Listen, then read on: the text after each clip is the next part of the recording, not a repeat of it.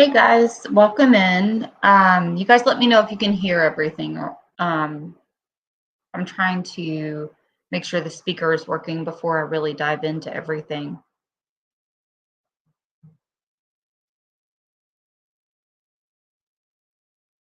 And I'm actually on the phone with a friend discussing Colorado law at the moment. So I'll be here. Just give me just a few moments and we'll let everybody come in. Oh, that's interesting.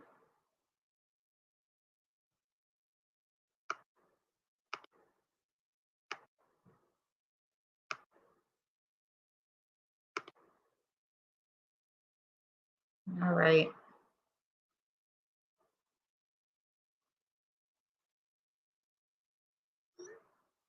Okay. I'm here, guys. I'm pulling it up on my phone so that I can see your comments come through faster, just to make sure that I'm not missing any of the chat. So give me just a moment, getting everything set up. Chat. All right. Turn this down. All right. I can hear it good coming through on my phone and on my television. So I hope everything is coming through for you guys. Um, First of all, I want to say thanks for coming. It's been quite a while since I've done an actual live when it comes to a video, and I'm really excited to share with you guys the different information that I've come across even recently as I was getting ready to pull this up, having conversations with a friend of mine who's a former prosecutor, just being able to really ask her questions and have some additional contacts with Colorado that helps answer some of the questions that I know many of us keep circling around. Um, so let's give it.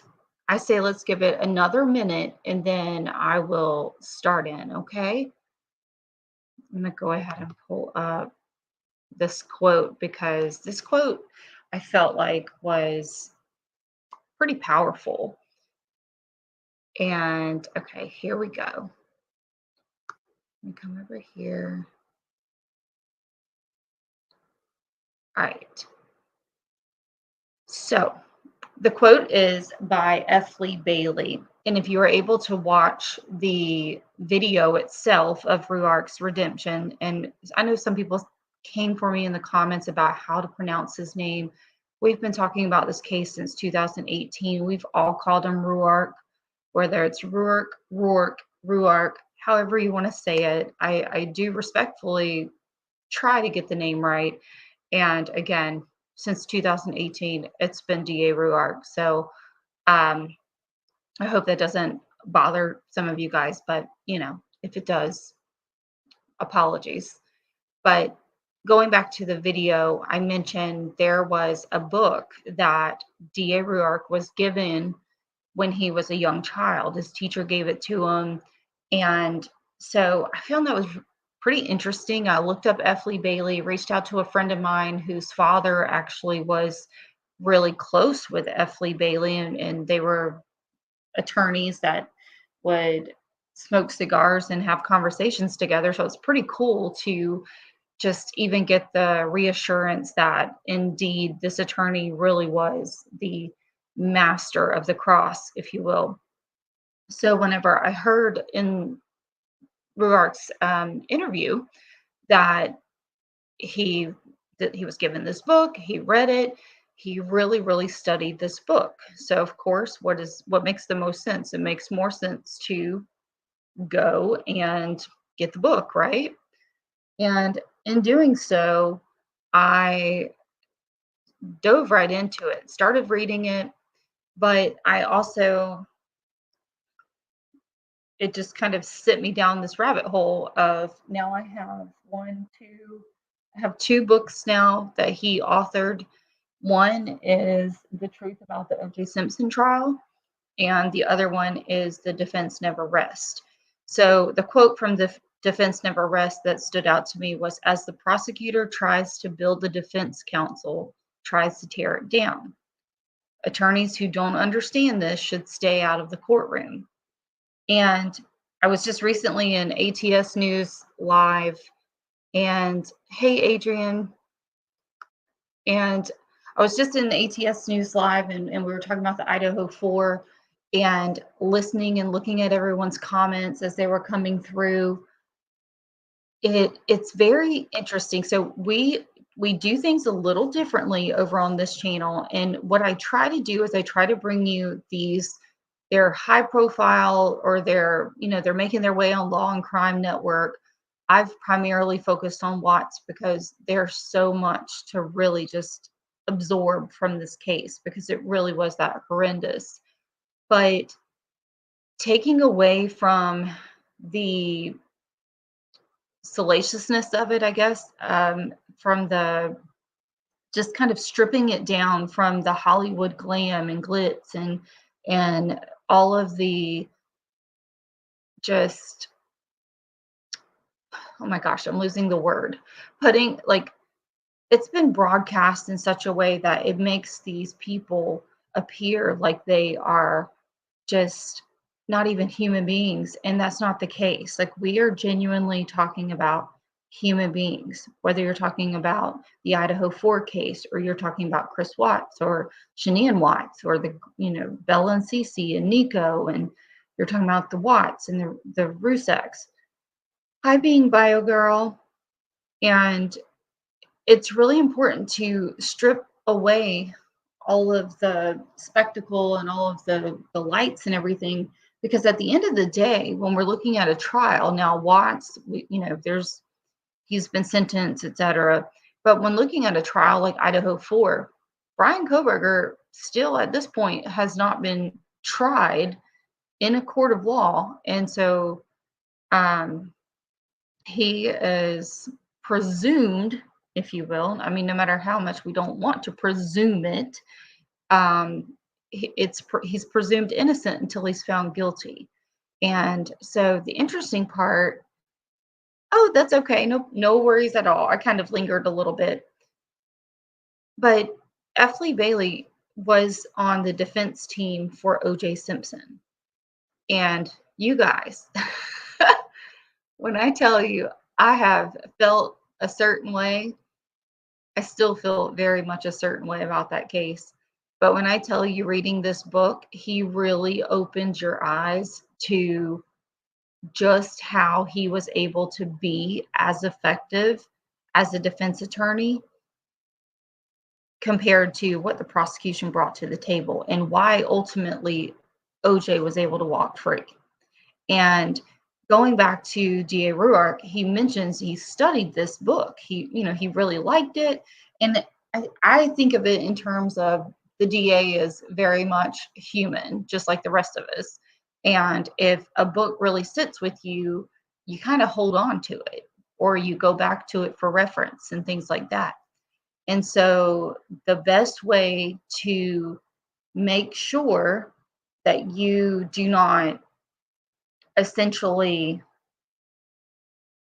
find yourself at the mercy of the court with the defense attorney, it's a game of chess. I mean, you've got to know their move ahead of them, and you've got to be able to present a case in such a way that that defense attorney is not going to get a foothold in there and then destroy your case.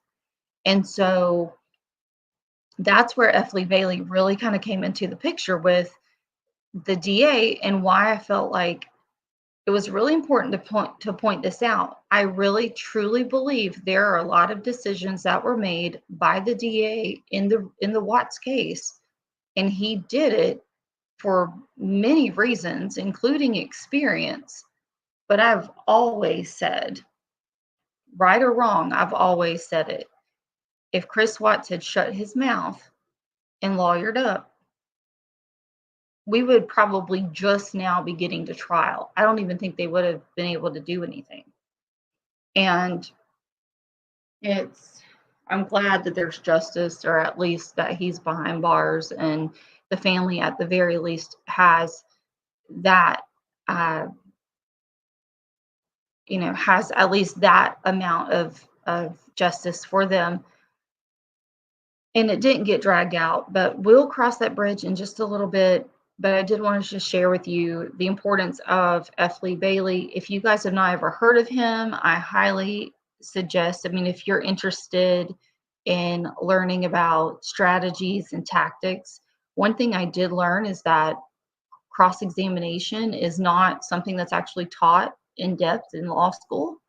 And that's one of the things that can make or break you as a really good defense attorney. So it is an art, and I've really enjoyed studying it and reading more about it. I actually, the friend whose dad was uh, co-counsels with him at times, had even said that, or he just recently won a case recently because of the cross. It's all about the moment you get that hook. It's just like the reason F. Lee Bailey took out Mark Furman in that trial and turned it all around had nothing to do with guilt or innocence. It had everything to do with that line of questioning and basically getting Furman in a corner that he couldn't back out of, and then eventually turning the tides on the jury. So it's definitely an art. And so a lot of times when you guys see me in the chats, especially over with ATS, one of the things that I really enjoy about her channel and just collaborating with her is she does like really awesome theory videos and deep dives into different theories and things of that nature. And I do as well, but I do it from a different approach.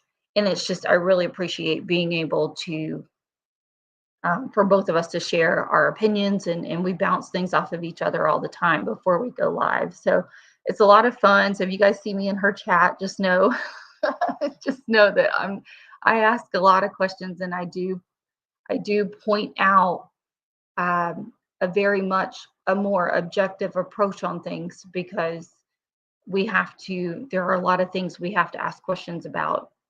So let's see.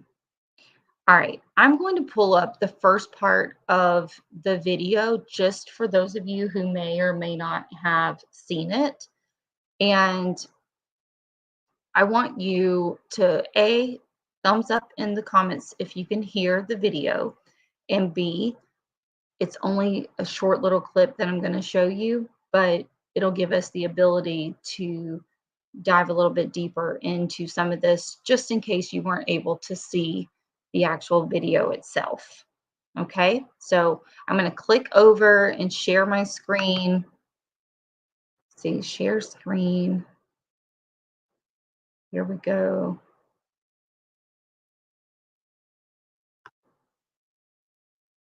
Bear with me. I'm just crossing over to, there we go. And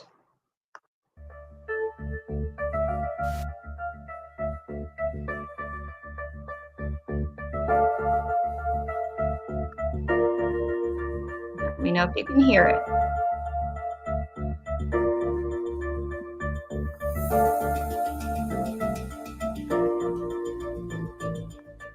August 13th, 2018 is a date many of us associate with the case out of Frederick, Colorado of Sheehan and Chris Watts. This case is also the first time many of us have heard of a man known in Weld County, Colorado as DA Michael Rourke. While it may have been the national public's first glimpse into DA Rourke, it wasn't his first rodeo working on such a heinous and public case. Quite the contrary. So who exactly is he, and what shaped his present stance when filing charges in the Watts case? Michael J. Rourke was elected to the 19th Judicial District in Weld County, Colorado. Once appointed to the position back in 2015, following 7 years as the Assistant District Attorney. Since then, he has been reelected twice. The DA grew up in Colorado and attended college at the University of Colorado at Boulder and the University of Denver College of Law. Interesting fact, Rourke earned his JD the year following the JonBenet Ramsey murder case in Boulder. The crime against the young pageant queen took place in 1996, and he started his prosecution career in 1997. Prosecuting attorney Rourke didn't start in the 19th District. He moved there in 2005, but previously served the 18th District. I mentioned the John Bonet murder case because one can only imagine the emphasis on that case while it was happening. Personally, I was young, but I remember the news breaking as a child. Aside from Ted Bundy, Stranger Danger with my papa, the John Bonet case really caught my attention given my cousin was a local beauty queen and heavy in the pageant circuit. To think of being in law school during this high profile case, there was much to learn regarding the media, grand juries, and of course, the highly scrutinized work of law enforcement. The environmental climate was setting the stage for the future DA of Weld County long before he knew what awaited him. Young Michael Rourke was once given a book by one of his ninth grade teachers. She offered this book for him to read, per his words, to get his mind on something besides being a troublemaker. The author of the book, titled The Defense Never Rests, was written by a very well known and highly respected defense attorney, F. Lee Bailey. He is better known as the master of the cross examination. Many of you may recognize him from the O.J. Simpson trial, where he laid down the gauntlet of a cross against the detective Mark Furman. This cross examination obliterated Furman as a witness for the prosecution and ultimately discredited the glove in one single cross. Let that one sit with you for a minute. Rourke notes that he was a sponge when it came to the book, and he really enjoyed the approach of taking a stance and advocating for a position. His role would later become the position for the advocacy of victims as a prosecuting attorney. This is the complete opposite of the famed American lawyer. Best believe he took notes. That appeal for advocacy has led to his successful and at times controversial career that has led him to Weld County. Let's not jump too far ahead. May 2006 would change the life of not only the victim but also the DA, unbeknownst to either of them as they started that day. What was every young college woman's worst nightmare came true for young Kimberly Corbin. I've covered some of this case in a previous video. However, something I choose to maintain on this channel is to respect the surviving victims. Kimberly has said in her TED Talk that she prefers to be the one to share her story. Her full TED Talk is linked below in the description, and I do recommend you go hear in her own words her recollection of how that day changed her life. Some similarities I have pointed out previously was the physical appearance of her attacker and the resemblance of Watts. I've yet to hear it mentioned, but it's my personal opinion she deserves all the credit for her strength. Something that stood out to me about Mrs. Rourke is that even at a young age in college, she was able to somehow compose herself in that brutal moment and made a point that if her attacker thought he was leaving with a piece of her and she was going to be a silent victim, he picked the wrong woman. Kimberly, in the midst of her attack, made a point to preserve biological evidence and DNA that would nail the bastard who stole her security and so much more. Kimberly took a bold stance and became the key witness in her own trial, and guess who was sitting at the table alongside her? A young DA Rourke. Following the verdict, Kimberly made the brave decision to release her name to the public in hopes to encourage other victims to not be afraid to speak up and seek justice. It would be years, marriage, kids, and divorces before their paths came together in holy matrimony. It's important to note that DA Rourke is in public service, yes, but he too is a human being with human emotions. Please keep those things at the forefront of your mind as we continue.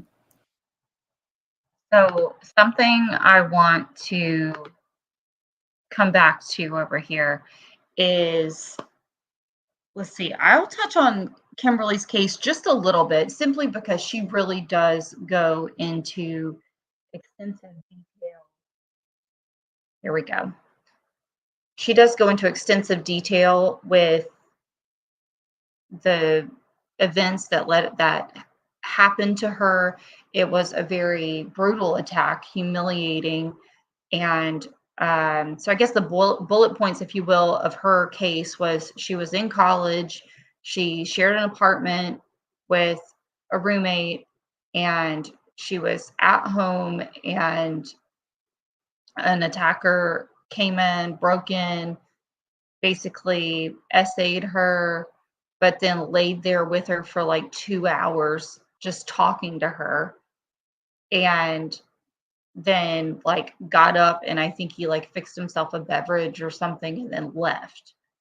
And she had the wherewithal with her at the time to just remember, like, semen is DNA, and grab the glass that he used when he got something to drink. And so she very quickly and meticulously held together the evidence and called law enforcement, of course, reported it. And then they started moving forward through that. And then basically the DA Ruark was the one who tried that case. And if you look at the attacker of Kimberly and you compare it to Chris Watts, it's just eerily similar. Like, they don't look the same, and I know some people go off the rails on it. They don't look the same, but they look similar enough. There was choking involved. So there's a lot of similarities with that. And Kimberly actually testified at her own trial. She made sure that he went away, and he was going to pay the price for, obviously, that attack.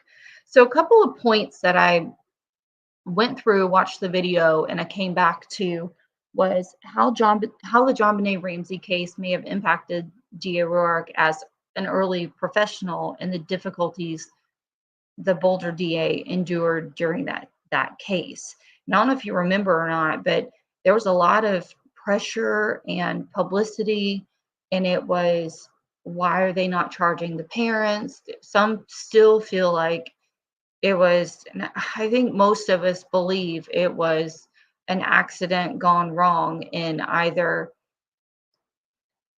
somebody within the family, like they covered it up to protect their loved one from just a horrible accident that occurred.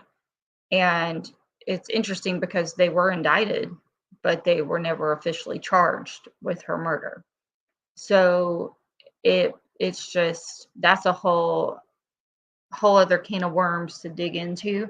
But if you think about it in the terms of the DA being recently, he had just recently graduated, started practicing law, and that's a case right in your backyard, where you're seeing how the media turns things, you're seeing the legal side of things. And that's something that, when I talk about the comment section and things like that, where you guys will hear me say, oh, but like in the Idaho 4, I really don't like the idea that they were basically utilizing records without a warrant to gather the DNA profile off of Ancestry, and then they backtracked it and basically traced it down to Brian Koberger. And it doesn't mean that, if he's found guilty, then I think no, it's not that. But you guys, we have a constitution for a reason. It's to protect us. And imagine you did not commit a horrific crime, and because law enforcement is feeling the pressure, they somehow get tipped off about you, and they go down a tunnel vision, and it happens. If we don't have those constitutional laws in place to protect us, then we're all screwed. So it's very, very important for every person, and every American has the right to a defense. And we have to keep in mind, like, even on YouTube, we can publish things, we can discuss things, we can go into theories, we can do all of the things. Half of that stuff would not be admissible in court. So you guys have to understand, like, the jury sitting on the trial is not going to see half of what some of us have seen in some of these cases, because we do these deep dives. We really, get to the meat of it. But that's because there's a process. There's hearsay and there's reasons to admit evidence and reasons why evidence gets denied. And that's all very, very, very important, whether it's from a prosecutor or a defense attorney. So, keeping that in mind, with the DA having just recently graduated and started his his law career, that John Bonet case had to be something that really stood out and stayed with him. It impacted most of us, and we're not, I'm waiting to go to law school, but we have not, I haven't forgotten it. And so it just goes back to, I have a bullet point here where it says the art of law, why some moral and ethical decisions are often controversial. And I'll talk a little bit more about this point when we get up to the phallus case. But I do believe a lot of the questions that we have regarding, and I still go back and forth on it, but regarding the DA when it comes to the Watts case, he's now done some podcast interviews. And if you listen to those podcast interviews, I believe he lets it slip, and maybe not even slip. Like, you can just tell it, there's so much passion behind it. But I think it's because when guys, we don't know the worst of the Watts. We don't. Everything he has said in the podcast interviews that I've heard, those girls were in horrible shape. And I'm not talking about from the oil, because let's just be real. Those oil tanks, yes, it had crude oil and it had water, but oil and water doesn't mix. So depending on, it's a bit harsh, but like, they're not looking like the ducks on the Dawn commercial. Like, that's not what that was like. But listening to the DA describe the photos that he saw and what he knows had to happen in order for those girls to get in those 8-inch holes, um, you you can tell he's seen way worse than what we've seen. And so it's interesting to me because you can hear the hostility come out in his voice when he's talking. Like, he won't even say Chris's name. I'll have to get the name of the podcast. It's you can find a lot of it over on TikTok. And let me see if I can pull up the podcast app on my phone. It I'm still learning how to work this thing. I don't listen to a whole lot of podcasts, but I listen to some. It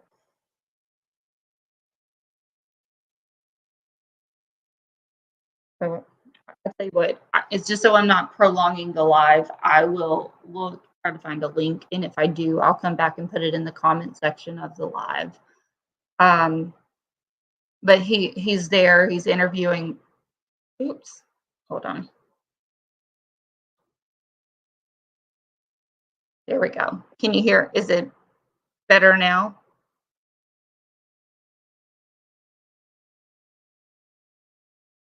Can you give me thumbs up if you can hear me? Let's try this. Is that better?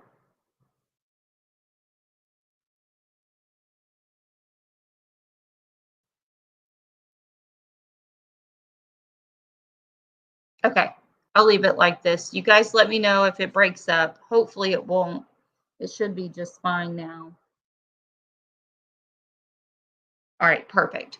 So moving on, the Start by Believing. Start by Believing is an organization that DA Ruark's wife started. And I think this played a significant role with the Watts case, because the whole concept behind Start by Believing is that when a woman is assaulted or when a woman is attacked, or a part of something, or she's a victim, it's more so along the lines of a victim, then you start by believing her no matter what. And then you essentially work your way back to observing the different facts and the pieces of the puzzle. So, say, for example, Kessinger shows up and says, I was there that morning, but I didn't see anything. And oh my gosh, blah, blah, or I didn't do anything. And she just is this whole victim. You start by believing her. And then as you talk to her, then you start putting the pieces together. And I really believe, at least from what I'm gathering from this research, is that that process started by believing her. And because the case was shut down the way it was, there was never enough work done to actually put those other pieces together. Now, I'm not saying that they're unaware of some of that stuff, but I will tell you it's extremely evident that there was a lot that the DA did not know when he went to have a conversation with the Ruseks, and yet had to double back on it. And so you can't say, I knew everything, I had it all, I put it all together, this is exactly what it was, and double down on it. And then you're presented with new evidence, or evidence that you just never had a chance to really look at. And suddenly now you're telling Shanann's family that, oh, the girls were alive. And because that's big. That's very, very, very big. And I really think that's where a lot of the controversy came into play in the Watts case. And this is not the first case where there's been some controversy, but as I mentioned in the video, I believe there's a big reason why, as of right now, it has not been reopened, and nor do I think it will ever be reopened. Let's see how something I did want to touch on briefly, at least, is let's talk about burnout and routine in the workplace. I know, being a nurse, it's very easy to get burnout, and it's very easy to get into a routine, and it just feels like it's same old, but you're dealing with human beings. So you don't really have that luxury of being able to think that way. But it doesn't mean that human nature doesn't happen. And, it's not like, oh crap, this is just another day at the office. And, oh, he was married, and oh, he's having an affair. So he must have killed his wife, because that's typically how it goes. Like, that's a very deadly trap to get into, an unjustified trap to get into, when you're looking at cases where, yes, statistically, some things may make sense, but then statistically, other things don't make sense. Angelina, yes, thank you. I know his wife was a part of the podcast. I wasn't sure if they were a guest, because there's one where it's her podcast, and then there's another that he does where they're a guest on another podcast. So there's two different, I've seen like two different interviews, but like four different clips. But as far as like burnout and routine in the workplace, like that's very real. And depending on finances, depending on budgets and things like that, sometimes unfortunately it may have been, that may have been at play as well. I mean, I know they threw as many people on the case as they could, but that doesn't mean that they had enough. So something I do want to discuss a little bit is adult children and parental relationships. Anna, thank you. That's probably what it was. I just remembered it was his wife, but there was also another woman that was part of the podcast as well. So let's discuss adult children and parental relationships. When in the video that I made, I was sharing with you about a case. It was the Ashley Fallis case. And in that case, the coroner ruled it a suicide. Case was closed. It was done, over with. The husband ended up moving with him and himself and the kids closer to his family to have help. And then 2 years later, her Ashley Fallis's family was furious that the DA decided he backed the law enforcement, which is what he should do.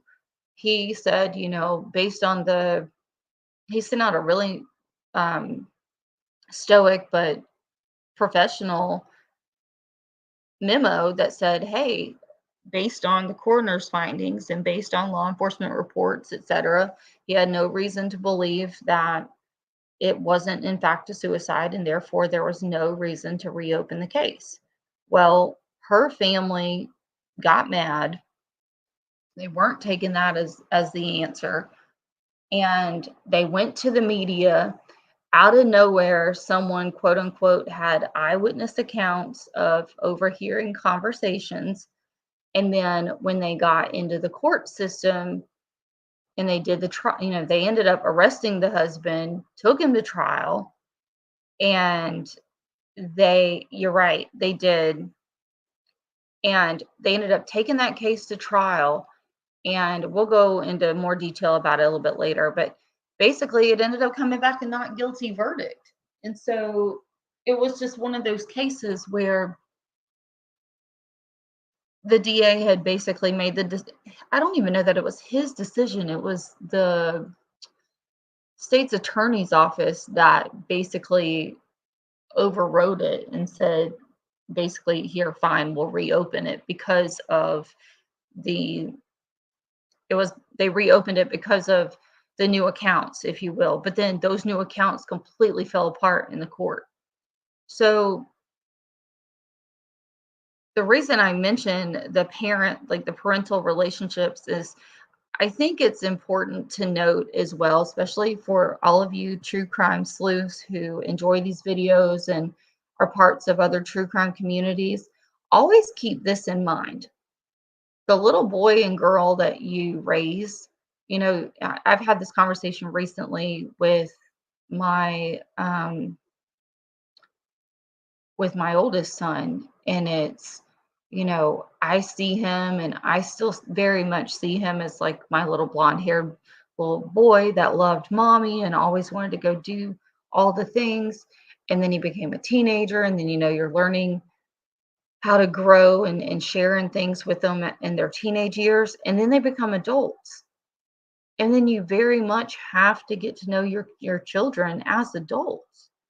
And it's important. I know, at least in my house, like with my oldest son, I've had conversations with him where it's, hey, this is a season where I'm enjoying having you around. I'm enjoying family dinners with little to no rebuff, but there's going to come a day when you're going to get married, and then, she's going to sometimes want to go to her family's house, and then it's just, there's going to be a balance, but there's a shift. And so each season of life, there should be a different level of expectation. So in the Ashley Fallis case, they had a house full of family and friends. They were ringing in the new year. They were dancing. They were having a good time. Well, Ashley and Tom had a really rough morning, a really rough day, considering she thought, or she was under the impression that she had a miscarriage that morning. And I mean, she'd already had a couple drinks that night, things like that. And, being New Year's Eve, it's like, okay, it's a party.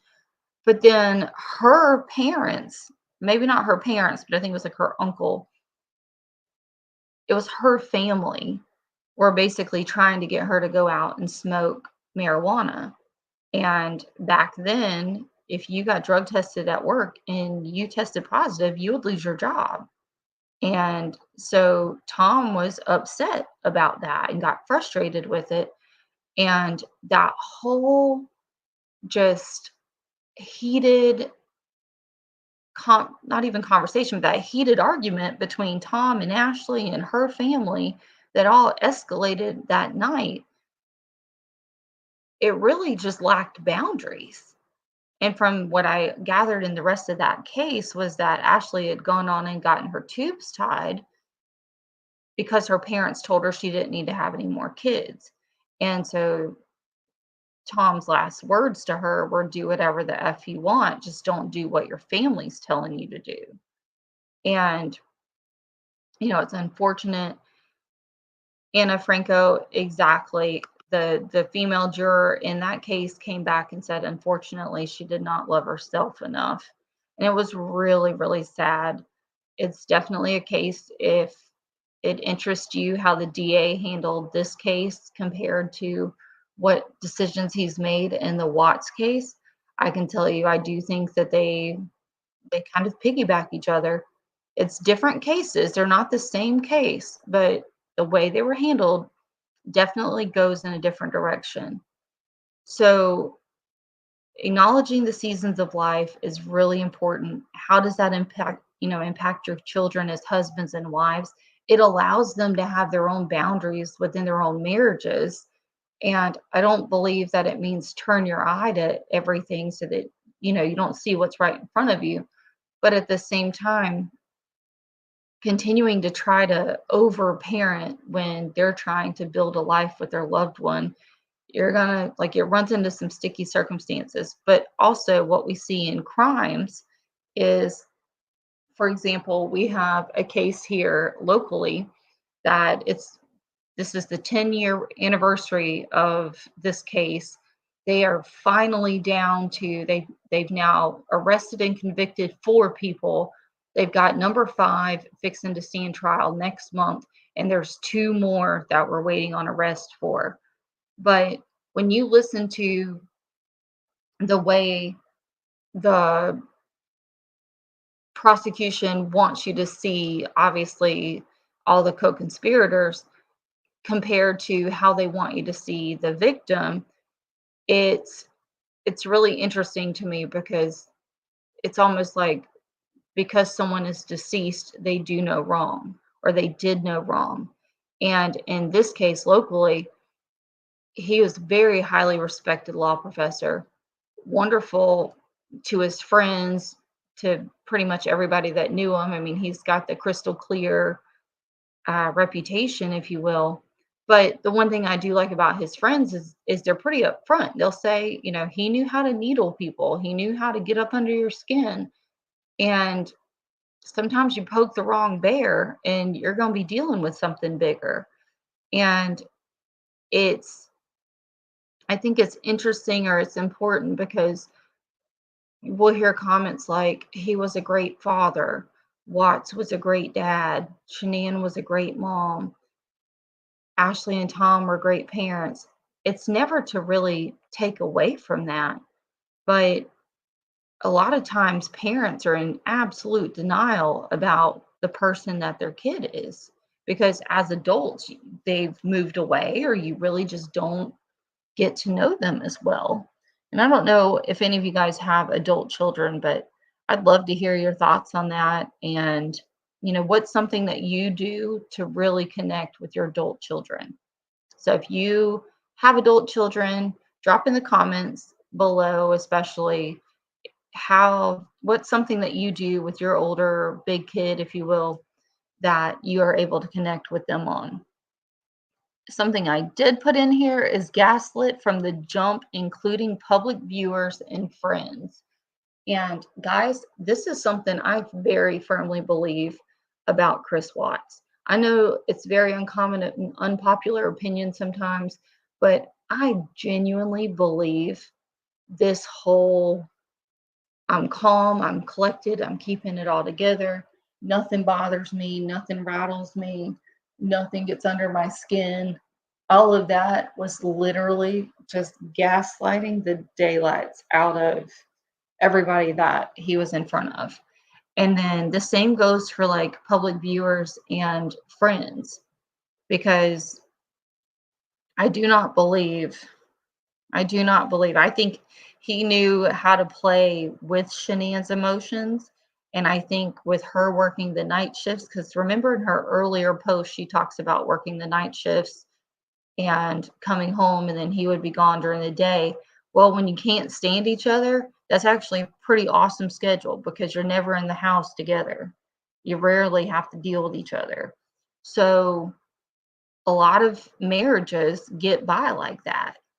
And I think that's just an honest observation. But I do believe he was able to maintain and keep up this facade that he had going on for a while, because I don't think, my observation, especially when it comes to like Bella and Cece, when you talk about, I know Shanann gets a lot of flack for the kids being sick and things like that. I don't, people question like Bella and things like that. I honestly, what I beg to ask is how much verbal abuse was going on in that home that they were witnessing. Because if you've ever been around a child that's dealt with mental and verbal abuse inside the home, they get the same look on their face. So that's just, it was kind of a random thought when I was watching the videos earlier. But I'm curious, what are your thoughts? And then the other part was, keep in mind, open palms when someone's talking and discussing something, it's considered an honest body language. So while it doesn't always indicate that what they're saying in its entirety is honest and truthful, the areas where they open their palms and they're talking and their palms are up, that really, you should be able to pick out one or two things within that statement or sentence that is true. And I think that would be really interesting to watch, say, one of Chris Watts' interviews, and watch what he does or what he is saying when he's opening his palms. I think that would be really, really telling.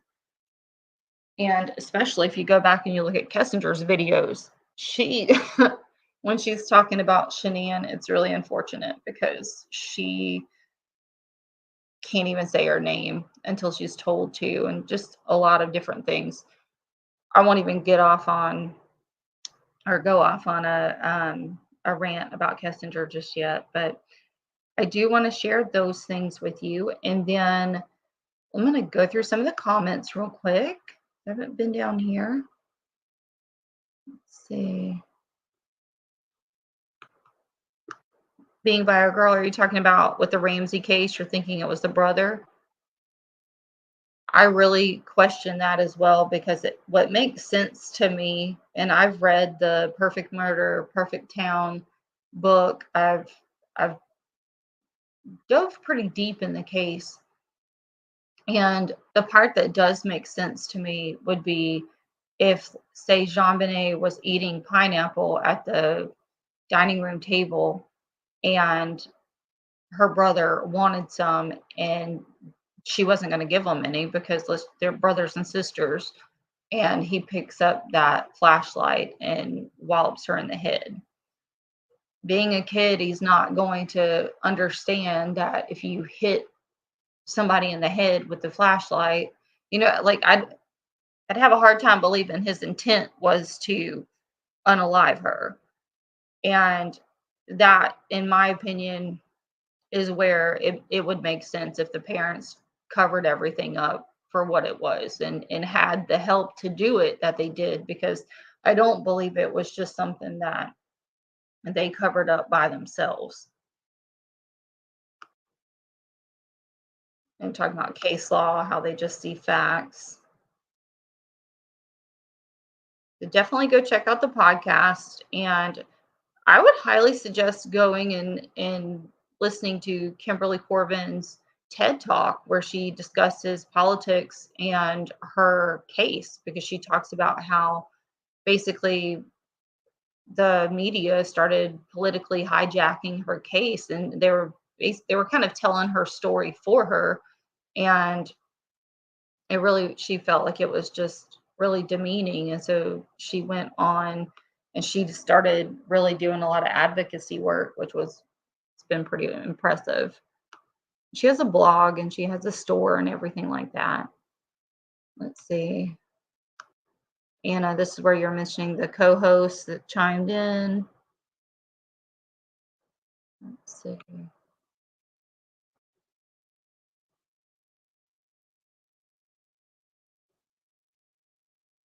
Anna, on this comment, are you talking about Chris Watts? Are you talking about that Chris is the one who just kind of coasted through things? I do think that makes sense. He coasted until he was just tired of coasting.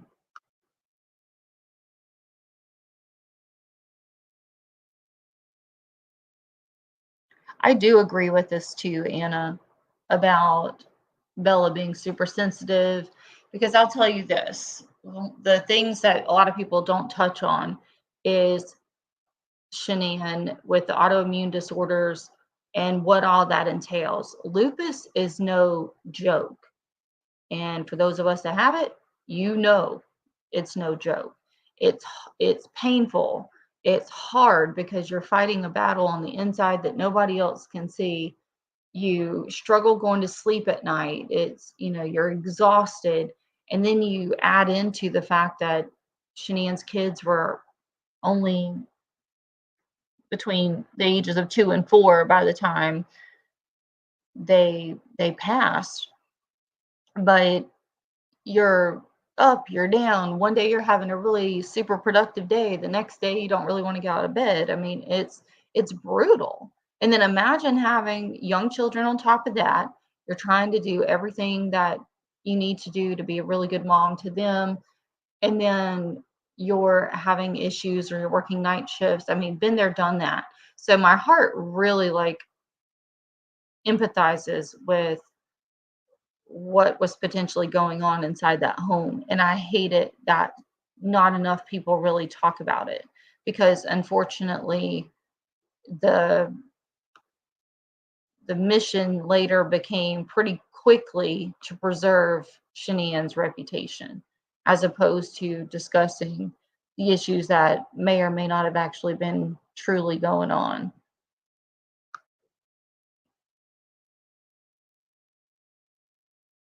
Very true. Okay, yeah. I thought it was Watts. I just wanted to make sure. And this is very true. Very, very true. The they also piggyback each other as far as, or they not imitate. They like mirror each other. So you may have one autoimmune disease and you'll have another one that looks so much like it that it's darn near impossible. Like lupus is difficult to get diagnosed. It really is. And that makes sense why she kept going to different doctors. Because when you're hurting and you're grasping at straws trying to figure out what's going on with your body, going to different doctors, I mean, if that's what it takes to get someone to finally listen, that's what you're going to do. You're going to advocate for yourself. You're going to advocate for a child. So where you have one, you typically have more than one, and it's certainly no fun at all. So let's see. Let's move on. So just a couple quick points. The Fowles case was case closed and ruled a suicide. Watts case closed very quickly, and the ultimate decision or verdict, if you will, was he did it by himself. And then in the Watts case, evidence doesn't explain or confirm total guilt. And in Fowles, you had the eyewitness testimonies that seemed to come up. In the Watts case, in my opinion, Watts is going to remain closed. I don't know that this case will ever be reopened to prosecute another person. I hate to even say that, but I really don't believe, because of cases like the Fowles case where the media and the people were pushing to open the case back, and it just keeps getting, you're hitting walls left and right, left and right. I do believe there's a reason for that. And Fowles case was eventually reopened and tried, and it resulted in a not guilty verdict. So I was talking to my friend who is a former prosecuting attorney here in Florida, and she has a friend who's an attorney in Colorado. So we were checking in on things just to try to verify and see if, in fact, Colorado, because Colorado law is very similar to Florida law, but here in Florida, we have what's called a principal theory. And we were trying to find whether or not that case law actually exists in Colorado, because that would be the one and only way that, at least for the time, at least for the moment, that would be the only way that I could see that Watts case would get reopened. But I don't think it would be like Chris Watts' case that gets reopened. It would be Shanann's case gets reopened and then someone else would be tried. So my question up on the screen is, would it matter to you if you discovered that after all has been said and done and discovered, like say in the Watts case, about your loved one, would you be pleased that the one who committed the crime was charged? Or would you want to go after any and everyone who was involved? Which one would it be?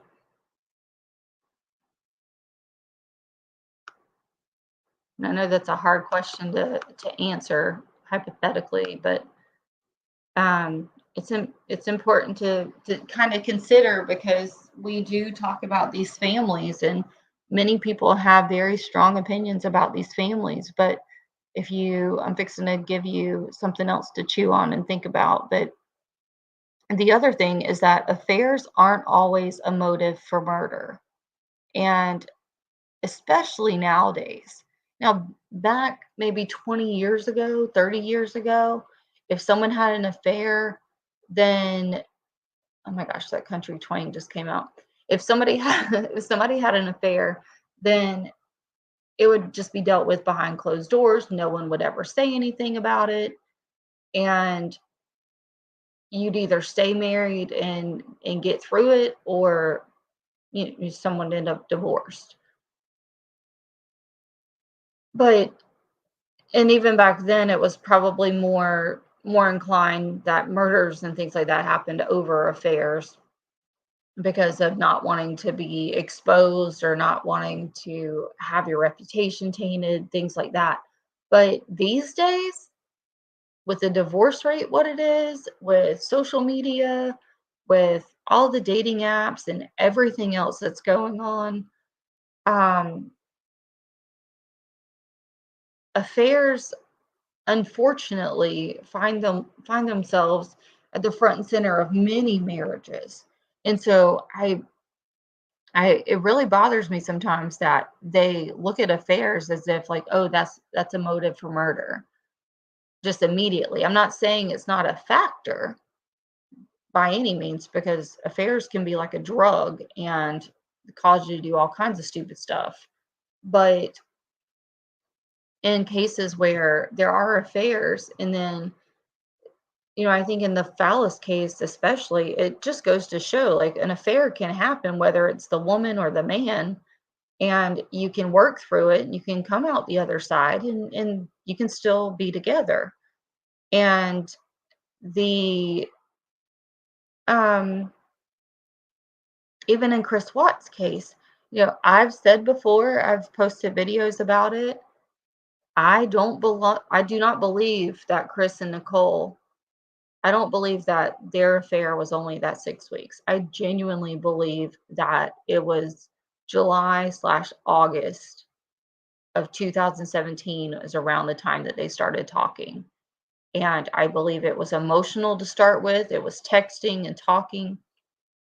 And I very firmly believe that Shanann caught wind of it right around the time of the the vision board party shortly after New Year's. So if you think about it, if there's a big significance to August 8th, there's a huge significance to that week. And you fast forward, the vision board party was in January, so they're kind of on an upswing. It's the new year. You maybe maybe you've had fights with your spouse and you're like, you know what, we're going to leave it in the past. We're going to leave it there. And right, Anna, with Kessinger looking them up in 2017, she looked them up in November. So that's kind of my whole thing is if they started talking in July, August, September, October, emotional, nothing physical, but it's been emotional. They've been texting back and forth, things of that nature. And Shanann catches wind of it.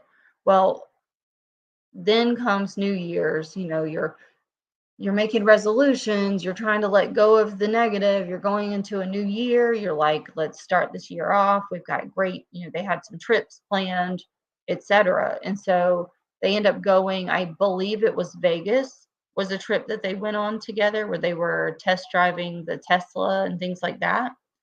And there was, they come back from that trip and I'd have to look up the timeline. I'm not sure. I think Vegas, it was like they did Vegas and then they did one more trip. She went to Louisiana after, so I think it was Vegas first, then March, late March, you have the meeting with the attorney that a lot of people don't want to believe for whatever reason, but I'm telling you, I've looked him up. He is a member of the bar. He is a practicing attorney, and one of her friends has come out on a video saying that she was the friend with her at the dinner. So that conversation very much did happen at the Hibachi Grill. And maybe some of you guys don't talk to the people that you're having dinner with, but anytime I'm at a hibachi, Lord knows we talk about anything and everything. So there's no way that this woman's going to have a conversation with an attorney about divorce as in depth as she did if there wasn't already something that really was just irking her. Now, after that, I believe was the Louisiana trip where she went by herself.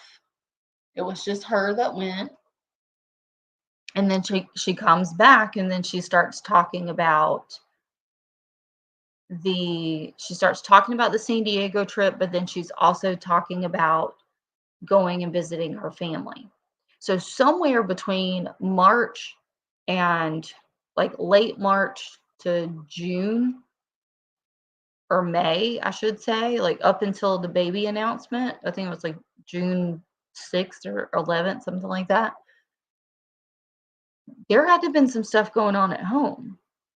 And I agree with you. There must have been a reason for her to go to her parents for 6 weeks because originally it wasn't even going to be that long of a stay. And Frank, her dad, says she even called them back and said, hey, we're going to extend it 2 weeks if that's okay. So she originally was only going to come out for 4 weeks and then she extended it to 6. So something was definitely brewing and already going on. And even though no one wants to admit it or no one wants to say how inappropriate her behavior and interactions with the Miller guy were on that trip, you tell me if your spouse is on a trip by themselves without you and you watch a video of him interacting with another woman, take Shania out of the picture. Let it just be some random person. If your spouse is interacting with another woman in the way that their interactions were during those videos, you're not going to be okay with it. And so it doesn't mean that that's horrible or that's bashing or that's anything. No, it's freaking reality. Like, if this woman's already found another woman in her husband's phone that he's been talking to, or she's getting some BS crap about whoever this person is that keeps texting him, and they're having issues at home, and they try to come back on the upswing and then they don't, and then she gets time away and she's getting interaction and flirtation in a way that she's not getting at home, it makes you feel good. That's why it's dangerous. That's why friends of the opposite sex is dangerous when you've got a breakdown at home. And that's just a respectful thing. And yeah, oh, absolutely. That Thanksgiving video where she's cooking, and I don't know if it's Thanksgiving, it may have been. She was making the cannolis, and she looks and she sees somebody pop up. It's like, oh hell, here's this person. It's like she knew who that was. And so I mentioned the whole Miller thing for a reason, because what I wanted to say is Ruark had no desire to go on a witch hunt in the Fallis case, even given that the coroner's report confirmed the death was a suicide. He backed the law enforcement, he backed the CBI. He was okay with that case being closed. He didn't care to go on a witch hunt to go after the husband. And I think that's important because some people, and myself included, I think have unfairly jumped to the assumption that the DA automatically assumed it was the husband, period, and never looked past that. And I think the Fallis case is one of those cases where the investigation was worked. And I mean, you've got in the Fallis case, you've got the husband at the police station with blood all over his shirt, and he's doing an interview. And he's pissed and he's slamming the bottles down on the tables and all the things. And so it's just kind of one of those things where he didn't just zero in on the husband and say, oh, it must have been something the husband did. Like in that case, he was very fair. And I think the feelers went up very quickly within the Watts case because I believe there were probably indicators, whether the Ruseks knew it or not, that when they were talking to law enforcement, there were probably like little things, just kind of feelers sticking up, if you will, on the back of their necks. Like, hey, we may not be getting the full story, but we know something's not right.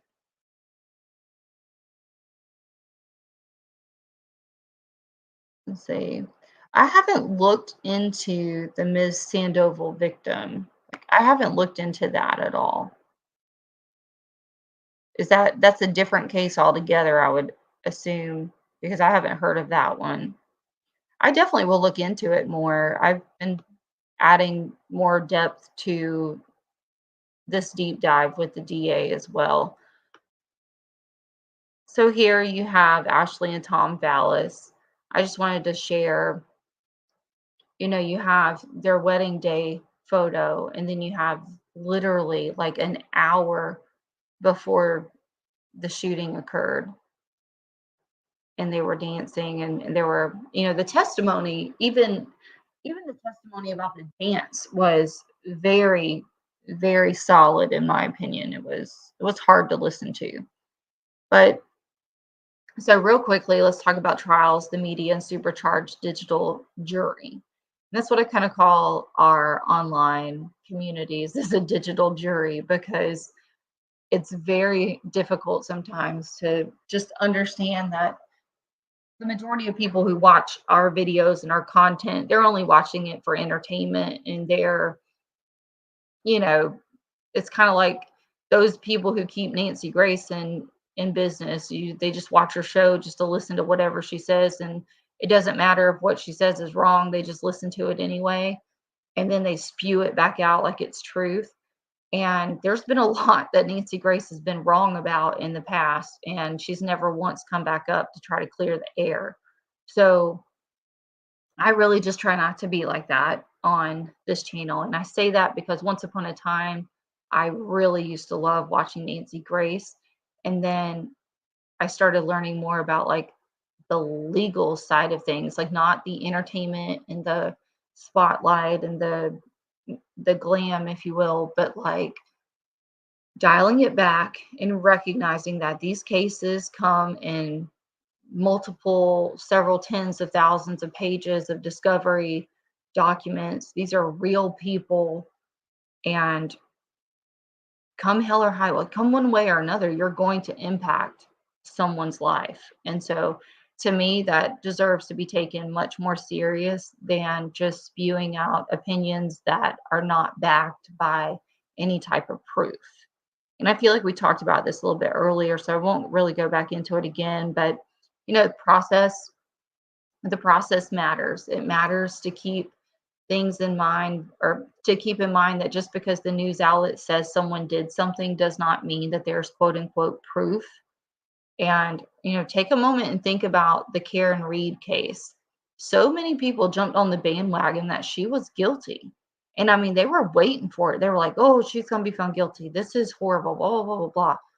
And guys, I'm sorry, but I listened to that defense attorney's closing argument. And if you have not listened to that attorney's closing argument, that is one, go listen to it. Doesn't even matter what the case was. Listen to his argument and tell me that there's no way that you would, or tell me that you would sit on a jury and convict that woman. There's no way I could have done it. She would have been not guilty for me from, like, I won't even say from the jump, because there was a lot of evidence to really kind of deep dive into as a jury. But after hearing that closing argument with the attorney and then going back in and like mapping out the evidence, I hate to even see that they're doing a retrial. I think they really need to move on to the people who really are the ones at the heart of that case. But I think it's really important to note, I mean, just because she was being tried does not mean that she was automatically guilty. And we just have to make sure that we don't put the cart before the horse when it comes to justice. Okay. And I kind of went into this. I didn't want to go over too much of, I had a couple slides in here that I was just debating if I was going to use. This right here would have been fun. I wish we could have seen F. Lee Bailey cross-examine Nicole Kessinger on the stand. That, I would have paid money to go see that. And I'll share with you a quote that he's also said in his book later on, and it's so, so true, especially if you consider how Kessinger kept acting like it was so long ago. So I can't remember everything because it was so long ago, but then it's like, oh, well, we only dated for 6 weeks. We were only talking for 6 weeks. She's so full of it. I did want to point out that the Ramseys were, in fact, indicted, and I mentioned it earlier tonight, but they also were never charged. And it just also goes to show, I mentioned it in the video, that the jury that can convene as a grand jury is not the same jury that's going to try you in a trial. The grand jury is basically put together, the prosecution gives their side of the case, and based off of whatever the prosecution is putting together, suddenly, or not suddenly, but um, that's what they deliberate on, and they come back with whether or not they did or did not feel like there was enough evidence to indict. Then once they indict, then it goes and you do a whole new jury selection, and then certain evidence comes in and certain evidence does not. So there's evidence that the grand jury can hear, but the criminal jury, like the jury for the trial, is not going to be heard. Like, some of that evidence is not, it's not going to be the same. So again, if you think of it as like our, if you think of a grand jury as like our YouTube community, how we come in and we have basically like unfiltered access to the information that's been given to us, and then we come up with our decisions and our thoughts, then we're kind of like the grand jury, if you will. But it's not the same as if you are in that box as a juror on a trial. The evidence that you get presented in a courtroom is not going to be anything and everything that you see on YouTube. And I think that's really, really important to remember. That's why I ask the questions that I do in a lot of the lives and on other channels and things like that, because it's not to like, I'm not trying to argue with someone, but it's to make you kind of stop and think about it. Because really and truthfully, how would you feel if it was you in that position and you really didn't do anything? Like, you would really, really, really want the law to be on your side. Hey, ATS. No, you didn't miss it. I appreciate you being here. You're gonna be like me, wait until the last minute to pack.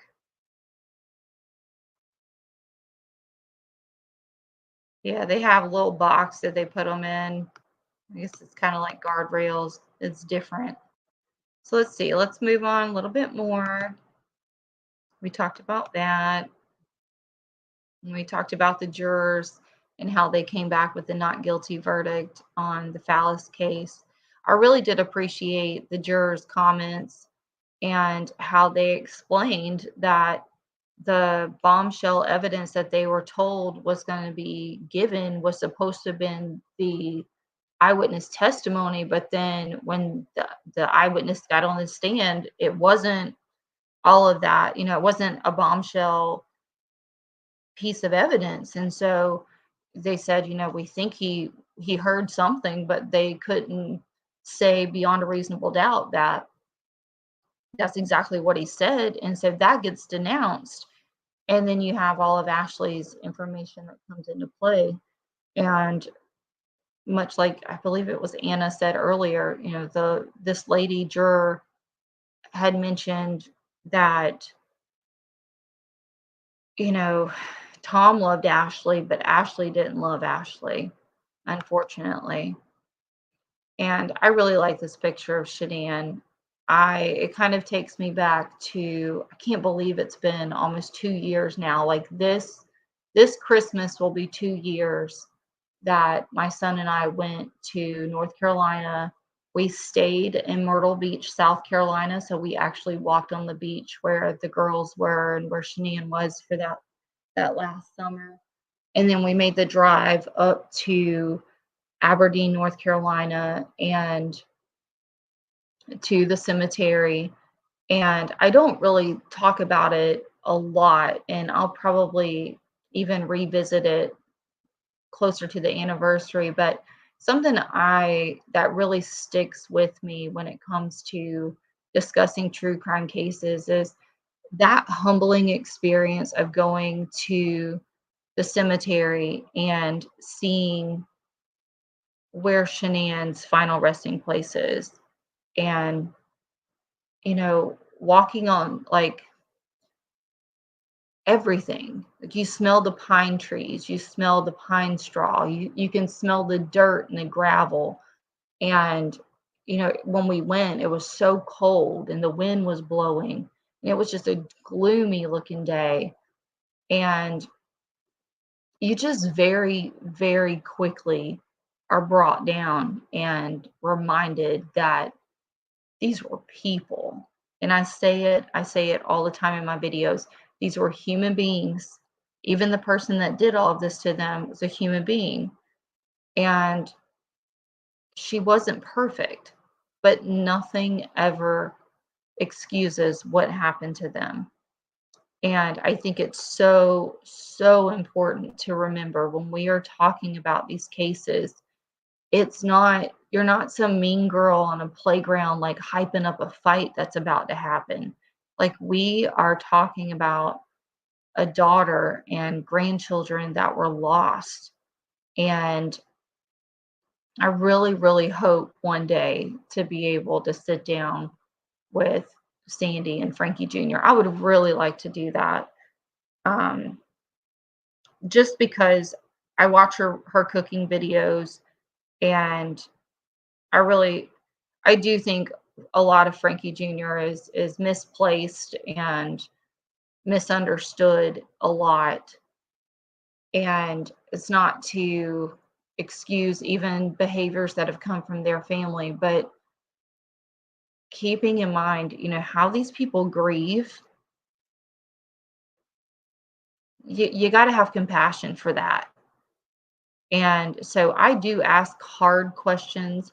I do mention very objective views. It's never to disrespect or denounce or discredit anybody. It's important to understand the behaviors that were leading up to everything that happened in this case, whether that's through the victims' families, Chris Watts' families, Even the DA understanding that the reason Kessinger was probably handled the way she was is you got to think the DA's wife is the one who spearheads the Believe First um, movement, like the advocacy program, and you believe them, and then you kind of walk it back. And I really just believe that again, she was believed from the jump, but then the case shut down as quickly as it did, and no one ever really dove back into the points because I mean, it had to have been nerve-wracking for him to be in a press conference going, be it wasn't a typo. We don't know why she looked them up back in 2017. We don't know the context of it. We shut the case down. We had no idea all of this extra stuff was going on. And it that's got to be tough. I really don't want to jump ahead of myself, but truthfully, where I'm going with this is in the Phallus case. Let's say, let's just say that he did do it and now he's off scot-free. Now, he did not. The jury found Tom Phallus innocent, and her family's had to come to terms with that. But I believe that there's a reason why the DA got on that plane and flew all the way out to North Carolina. I do want to read, this is the quote I mentioned earlier that really makes me think about Kessinger all day. Like every time I read it, it makes me think of Kessinger. And this is why I wish we had the ability to have F. Lee Bailey cross-examine Kessinger. And it's unfortunate that he's no longer with us. He's passed on. But his quote says, most people think that, quote, I don't recall is a clever answer, but it isn't that clever. You might not recall that you had bacon and eggs for breakfast, but if you killed your mother, you're going to remember it. And we keep saying this. I mean, think about every time Kessinger says anything like, oh, it was so long ago. So long ago. You're saying it was 6 weeks. Your boyfriend just wiped his entire family off the face of this earth. You mean to tell me you don't remember every single little thing that was happening? You don't remember? Good God, I would remember everything. And people get say, oh, trauma, that's horse manure. Like, there's no way you don't remember that 111-minute phone call. There is no way that you don't remember exactly where you were, why you took that route, why you pinged off of a phone. There's absolute why you waited. Like if you saw what you saw that morning, then why did you wait? And she really does. But that's, again, it can work to the prosecution's benefit, or it could absolutely unravel a case on the stand. And I think I'm going to the next slide. Here we go. This is the one I was waiting to come to and really kind of dive into. It's eerie how they are very similar. And I think these photos were taken around the same time period. And up top, you have Ashley Phallus. So top left is Ashley Phallus, top right is Shanae Watts. The established mental health pattern, family history of suicide, history of drug use, prescription medication, which was her antipsychotic medication, and suicide letters, old divorce papers that have been drawn up, and past infidelity have been exposed. That's all pertaining to Ashley Phallus. Now, every bit of that was behind her Every bit of that was accepted and dealt with by her husband at the time of her death. There, like, even the divorce papers that had been drawn up, like, they were old. They were not new, but they were made to be such a big deal when everything happened. It was like, oh, she was filing for divorce. No, like, those were old divorce papers she had pulled up. He even admitted to law enforcement they had had a rough patch. She, had the affair, they'd gone through it, and they came out the other side, and they were really excited at that New Year's Eve party. So in Ashley Fallis's case, you have acknowledgement. You have acknowledgement that there was a mental health pattern. You have acknowledgement that there was a family history of suicide. Now, her family did not want that really coming out, but it came out at trial. A history of drug use, like the marijuana, and or she had prescription medication that she took for, I do believe she was diagnosed with bipolar disorder. So she had medication that she was taking, but she stopped it when she got pregnant. And all of this again was on the up and up with her husband. He knew about it, and she took her own life, unfortunately. But when you put that on the stand in a trial, her family, not only are they mourning the loss of their daughter, and probably in literally like the worst way, but they're also now having to have all of this stuff dug back up. Now, down at the bottom, the complete contrast of Ashley Fallis was Shanian Watts. Her medical records have been completely sealed. There is a family history of drug use within her family. We're going to leave it at that because it's not really something we need to dive into right now. There's a history of it. There's bankruptcies and finances dating back to before Chris. So they would have dug all the way back to before she ever met Chris. There were the accusations of infidelity. They would have had a field day with those text messages, much like they get pissed off at all the YouTubers for bringing stuff up and asking questions. If this thing had gone to trial, it would have come up.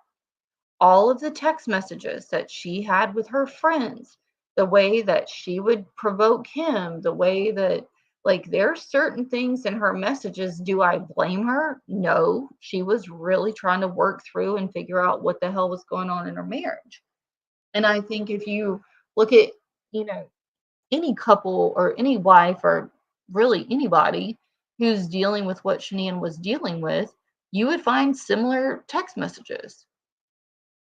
But the truth is they would have come back up in court. There were all of her social media posts. I mean, think about the nasty, ugly YouTube channels who really just have absolutely no class, and they blast her for her posts, or they try to turn it into something it's not. That's exactly what would happen on the stand. And then you've got medical doctors' testimonies. We never heard from her primary care physician. We never heard from her rheumatologist. We never heard from the girls' doctors about their allergies and all the things. And all of the graphic displays that would have come up in court. There would have been photos. There would have been photos of the crime scene. All of the photos that Ruark has straight up said were absolutely horrible, horrible. Nazy, there's no evidence that she ever used them, but there is a family history of drug use.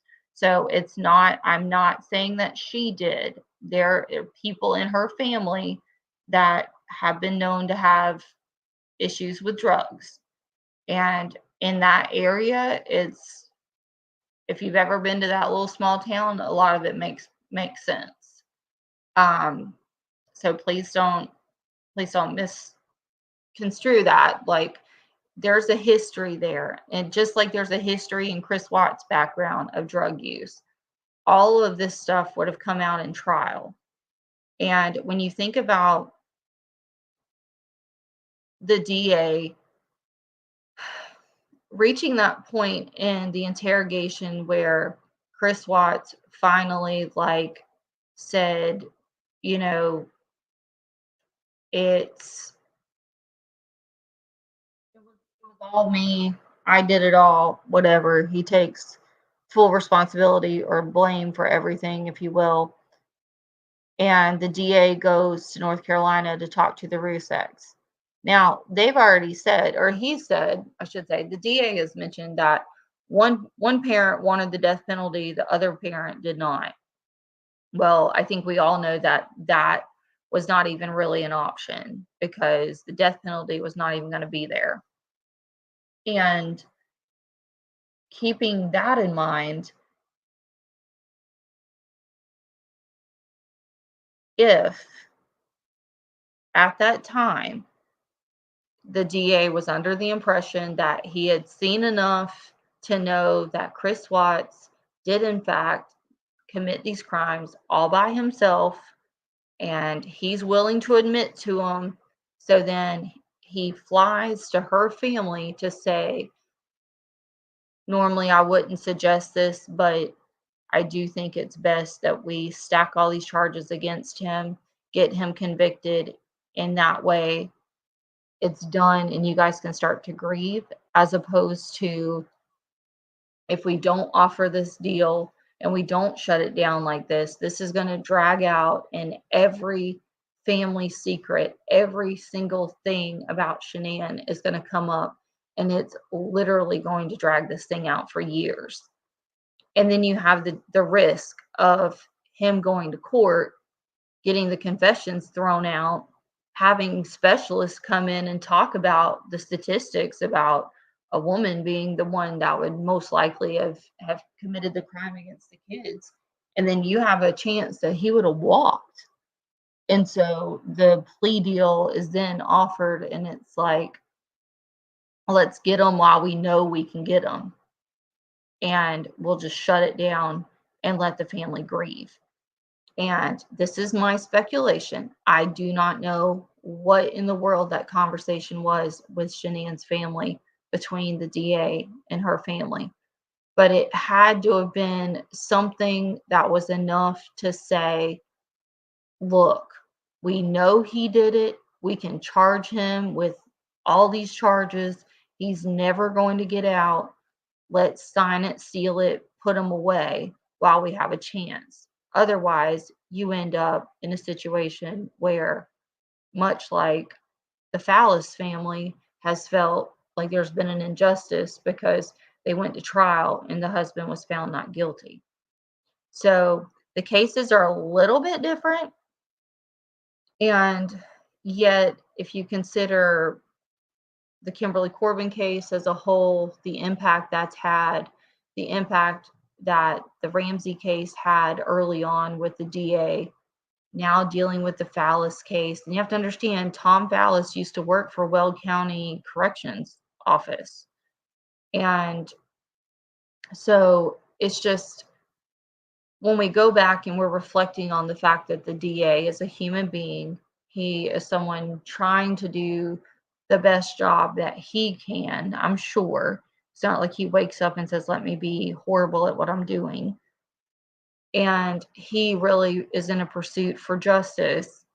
And this is the one way that he could guarantee the Ruseks that the person responsible for taking their family would be sentenced and incarcerated. That's why that plea deal came down as fast as it did. That's why everything shut down like it did. And then I think we even hear on Dr. Phil, after the plea deal is signed, after that's been accepted and everything, to then hear that the girls were alive, to then hear like what was it, like the second or third confession he did, how horrible it was. Then they were like, well, we wish we had gone to trial at that point, like, because they would have gone after the death penalty. Again, neither here nor there, because there's no longer a death penalty in Colorado. But you can understand the frustrations, try to understand why some of the decisions were made as early and as soon as they were. But whether or not it's enough to reopen the case, that's really, really interesting to me. And it's kind of one of those things where it's like I can empathize and I can put myself in the DA's shoes and say, okay, like this makes sense and I get it. But at the same time, you don't have to reopen Watt's case, but reopen the one on Kessinger. And I know they keep saying, leave her alone. She had nothing to do with it. And all we're saying is prove it. Like, find the questions and the bullet points that we have gone through for hours on end. Answer those questions. And I'm I've been like over my head with a local case, and this is why it bothers me, is Florida principal theory. So we're going to talk about Dan Markell for just a minute. This is the case I mentioned briefly. This case, it's the 10-year anniversary this year. We now have 5 people that have been arrested, 2 remain free, 4 have been charged with first-degree murder and more, and 3 of the 4 are serving life sentences without parole. And the only reason the 4th one is not serving that life sentence is because he flipped and basically got the ball rolling on the case, and he ended up with a plea deal, and he's serving like 20 years concurrently with the sentence he already had. So there were only the shooter and the ride along at the scene of the crime, but yet all of these people have been charged and convicted in jury trials, because here in Florida we have what's known as the Florida principal theory. And I pulled this up just to share it with you guys. Let me see if I can need to share my screen again. Hold on. Oh, I'm still sharing, I guess. So here, let's see if this pops up.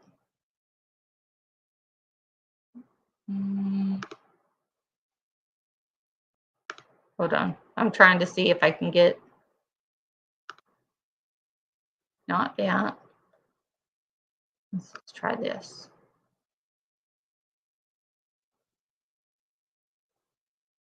Okay.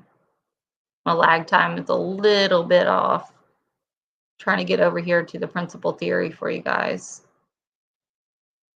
So what I can share with you, I can read it. It'll probably be easier for me to do that. So this is off of a criminal defense attorney here in Florida. It's kind of a brief overview, if you will. But the principal theory states, for some criminal prosecutions under the principal theory, the prosecutor does not have to prove that you were the primary or even the secondary participant in a crime to be equally guilty of the whole crime. Using the principal theory, the prosecutor might only be required to prove that you helped out in some small way by either aiding or abetting.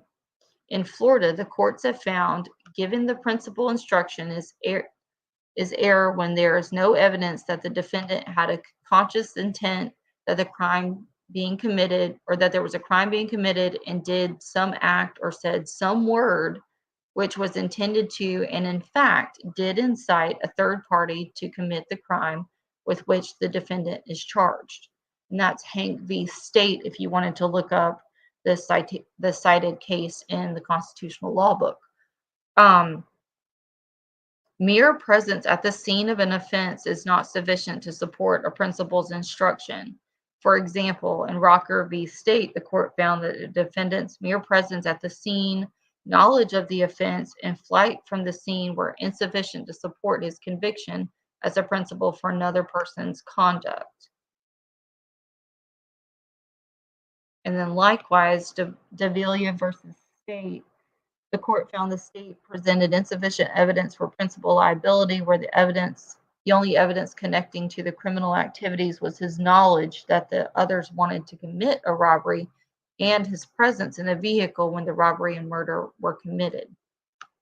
Now, why does this even matter? Here in the great state of Florida, and what has allowed this case that's currently ongoing, we're getting ready to start the trial of the grandmother.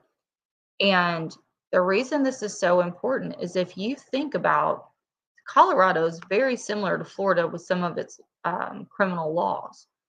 I did have my friend who, like I said, she's the former prosecuting attorney. She has a friend out in Colorado. We were talking about it before I went live tonight, um, trying to determine if there is a principal theory out in Colorado. I don't know that there is. That's something we're still communicating about, trying to get that confirmed. But basically, what ended up happening is, especially, and this is where I think Graham was really grilling Kessinger in her interview about, well, when you mention the kids, like, you sound like that sounds kind of sarcastic, or he's really hammering her about, was it a problem that Chris had kids, etc. And that's because, like, if you think about it,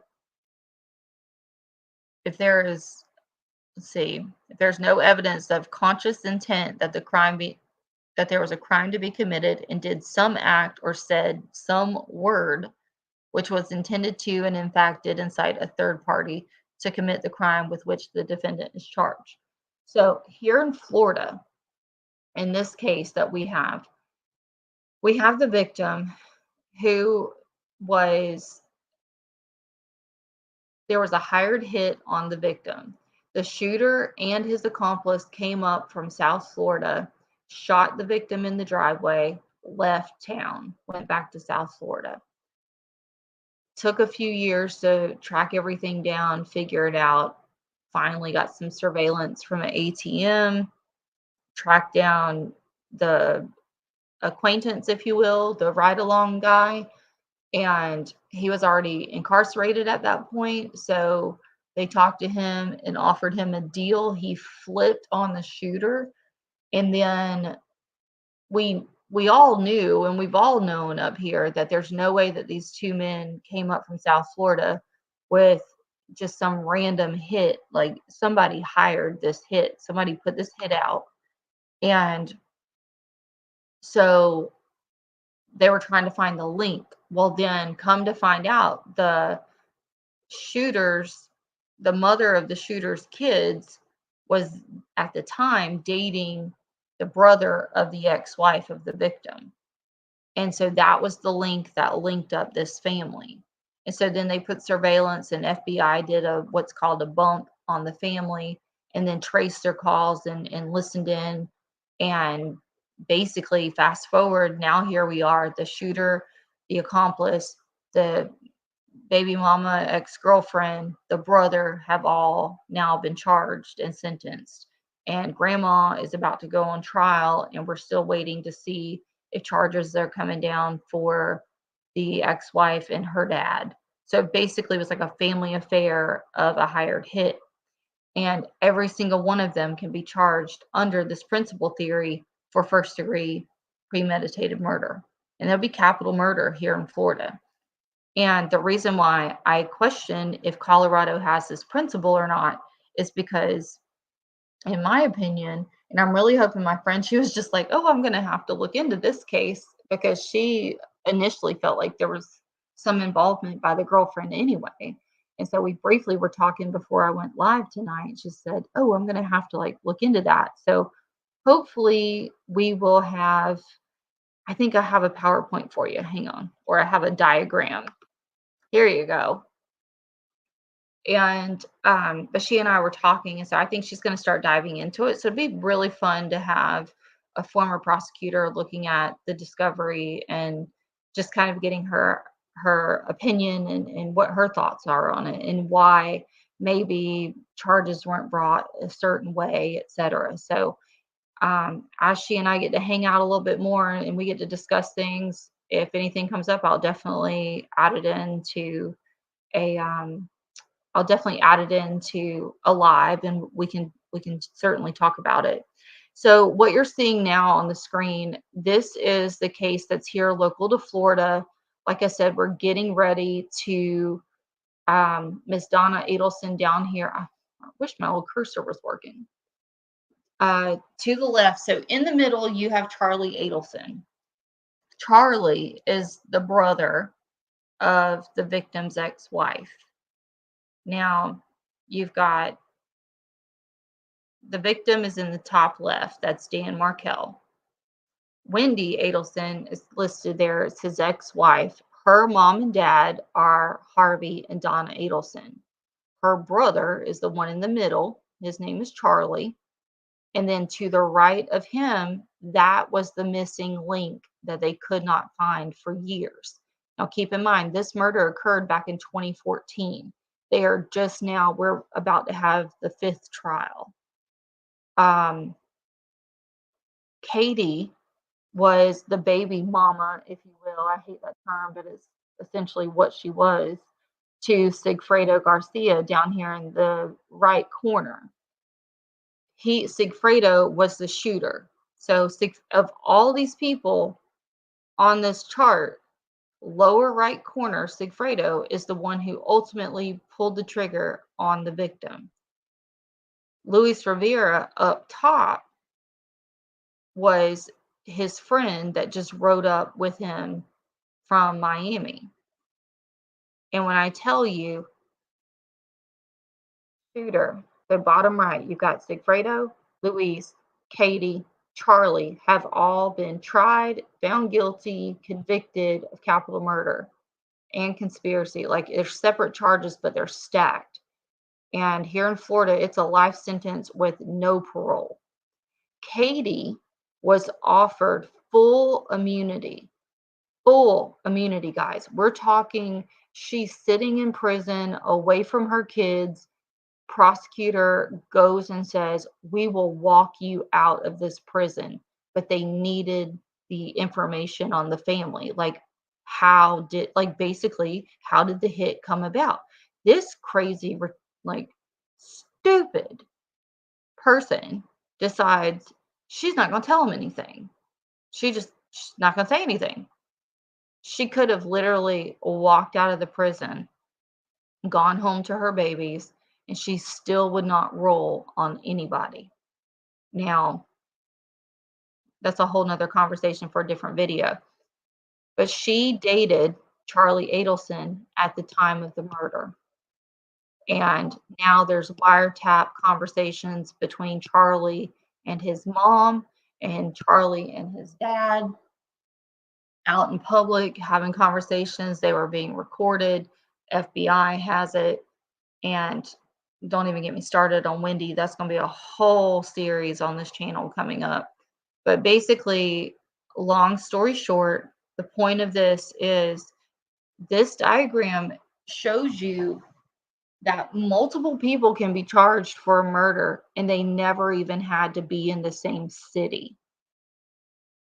Nobody, aside from Sigfredo and Luis, who are over here on the far right, they were the only 2 people. Like, everybody else, Charlie, Katie, Donna, and Harvey, they were all in Miami, which is hours away from the scene of the crime. Wendy still lived up here. She wasn't too far up the road, but you don't have to be at the scene of the crime to be charged with murder. And so think about that. Like, you've got Kessinger putting herself practically, it's the same scenario as Wendy. And at the scene of the crime, just happens to drive by there. Just happens to be the one morning that she doesn't call him. Just happens to be that she breaks her SIM card. I mean, like, you guys know, if you've been studying the case at all, there's tons of evidence that it's like, how in the world is this woman not charged with something? And the only other thing, and it really does throw it into quote unquote a conspiracy, and I think we'll wrap it up with this, is, just how many other people were involved. And I was looking at my comment section on one of my videos, and somebody mentioned, what if Chris had Kessinger's name changed to his dad in his phone. Because remember, Shanann says, like, I don't understand why he's deleting messages from his dad. Like, that's stupid. And I'm just curious, like, that the comment really stood out to me because it's true. I mean, there's a lot of people who hide other people in their phones by listing them under different names. So,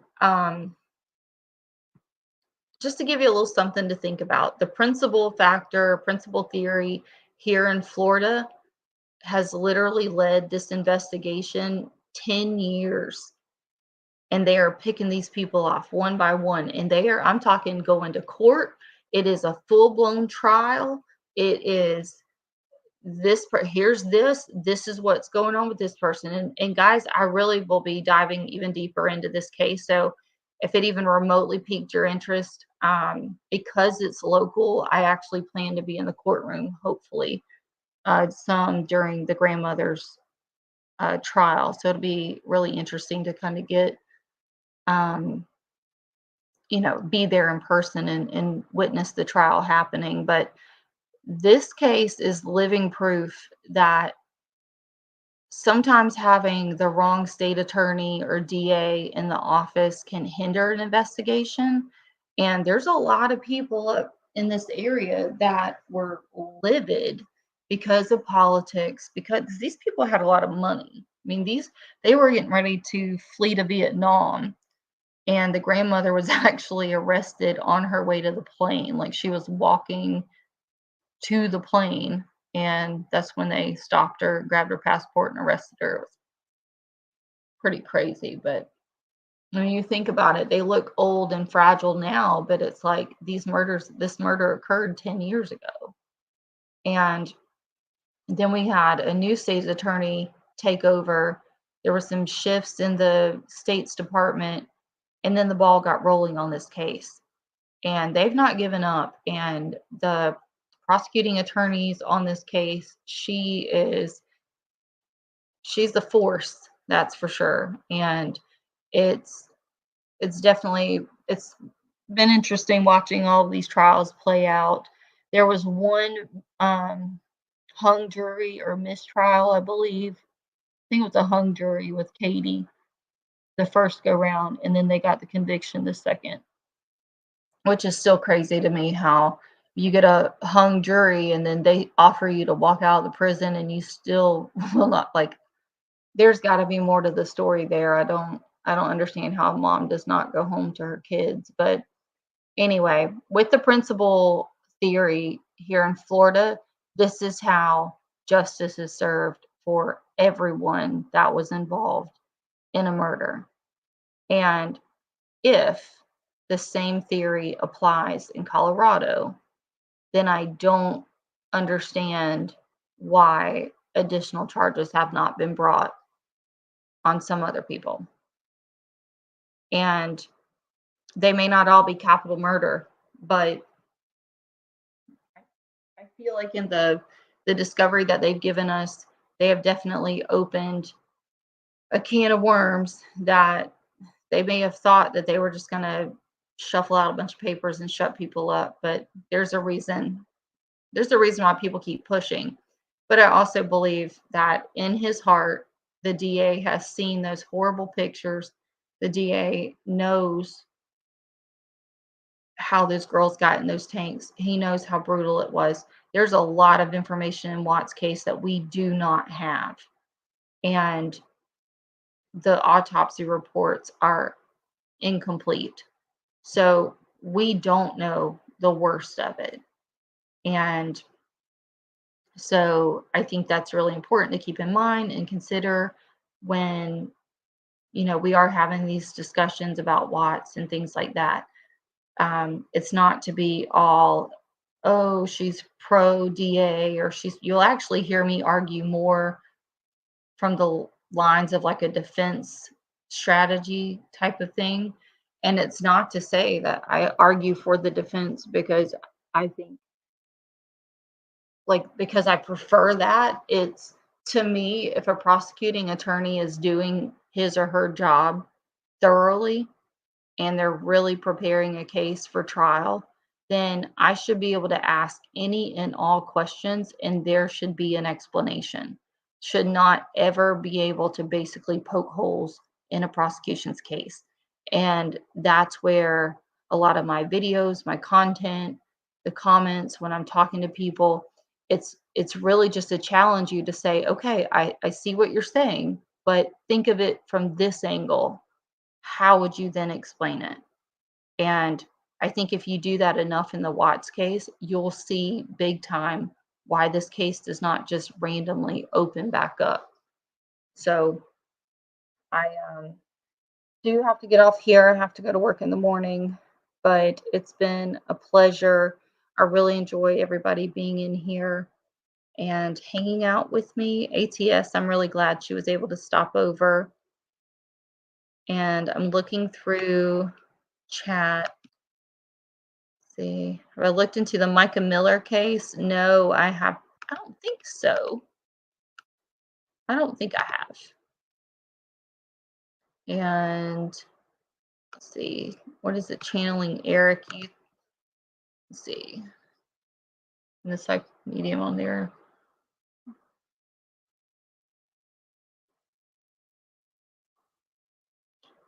Yeah. The only thing that I do say regarding Jim, if you will, is I really feel like that could have been a phone call where she was panicked, like she either saw something or whatever and panicked and called Jim, and Jim was like, "Don't freaking call me, like I don't know," and then hung up the phone. And so the reason it was like, "Leave him alone, don't go talk to him. He has nothing to do with it," was because I think this thing had been spiraling out of control for a while, and I think that's indicative every time she would, like, talk to Chris, and she'd go talk to Jim, and she would just kind of bounce things back and forth. So I don't know that that's an indication of Jim's guilt as much as it is the instability that was going on between Kessinger and Watts.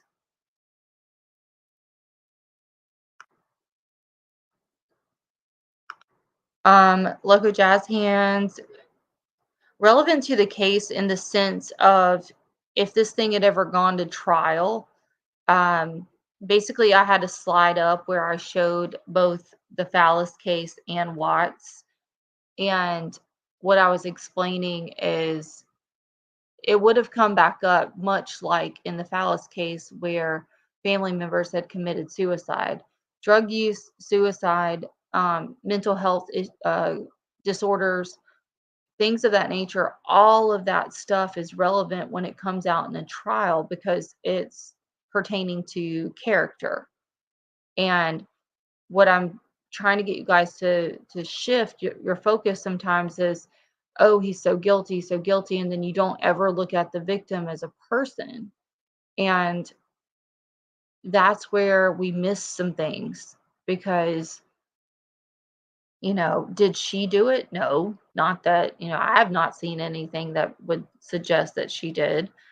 And now the Fallis case did, but they were very open about it. And so the whole reason that concept even came up in tonight's video is just simply stating there's a lot in Shanann's background that would have been brought up and it would have been blasted on the stand at trial. And so I feel like the decision to really shut this thing down quickly resonated and came through by trying to basically preserve her family and her reputation from being, basically just shredded in the media and on the stand. So I hope that helps.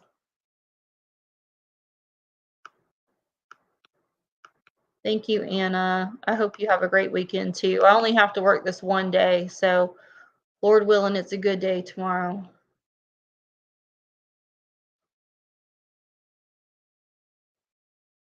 Oh, I'll have to look into that one. I haven't seen that one. I've pretty much got my hands full with this Adelson case. I don't produce a lot of content on it right now, but I have a lot in the works. It's been a very, very, very busy season here at home. So just trying to keep everything prioritized. I hope at least to some degree, I really personally believe that they probably gave her some form of immunity. And I don't, so in this Dan Markel case, they've given the ex-wife derivative, what is it called? Derivative in use immunity is what they've given the ex-wife in the Dan Markel case. And basically what that means is she's subpoenaed to testify. Anything she says on the stand, they cannot use what she says against her, and they cannot derive any new evidence from the information that she gives them on the stand. So it makes it really difficult to build a case against her, with the exception of this woman's already perjured herself on the stand. So once she lies, that immunity goes out the window. Now, if Kessinger was given use and derivative use immunity, then that explains why she's not come out with a book. That explains why she's not out here saying, I freaking did not do anything. It wasn't me. I had nothing to like. She's not done that. And I really think even the article that first came out after it happened, it very much went along with exactly the narrative of law enforcement. It did not waver from it. And that's the last we've ever heard of her publicly. And so, if in fact they gave her some form of immunity, it was with the understanding that basically you slip up and say something, they can go after her. And so it kind of makes her a prisoner without putting her behind bars, if you will, because now, we all know she was looking up Amber Fry and things like that.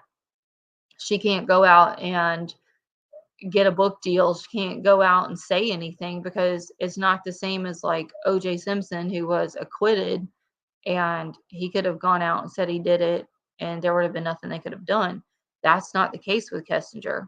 So whether they gave her that form of immunity to get her to work with them, that to me is the only thing that really truly explains why she's not come out and said something, why she's not come out with a book. Or, I mean, this case is not going away. It's still very much in the spotlight.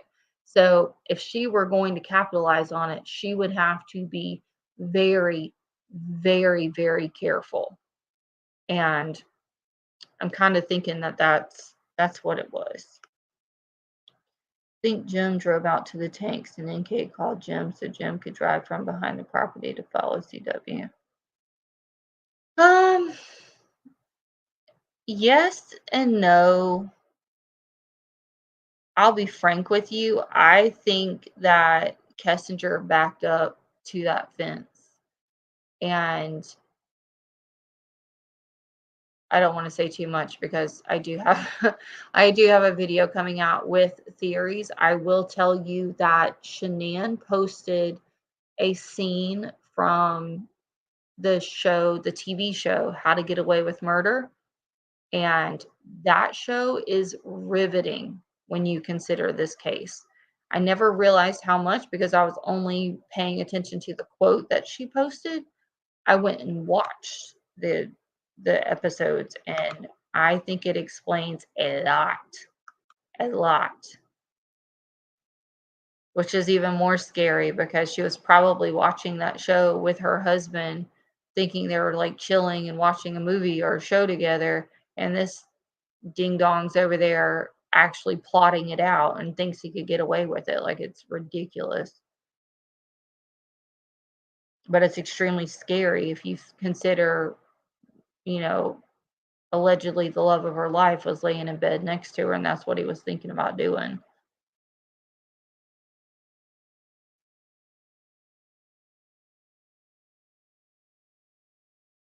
Yeah, even the warrant that, or even the paperwork that they did for her phone, was she was very strict and very adamant that she only allowed them to get certain things. She did not authorize them to pull additional media and things like that. So you guys, that again goes back to the process of things.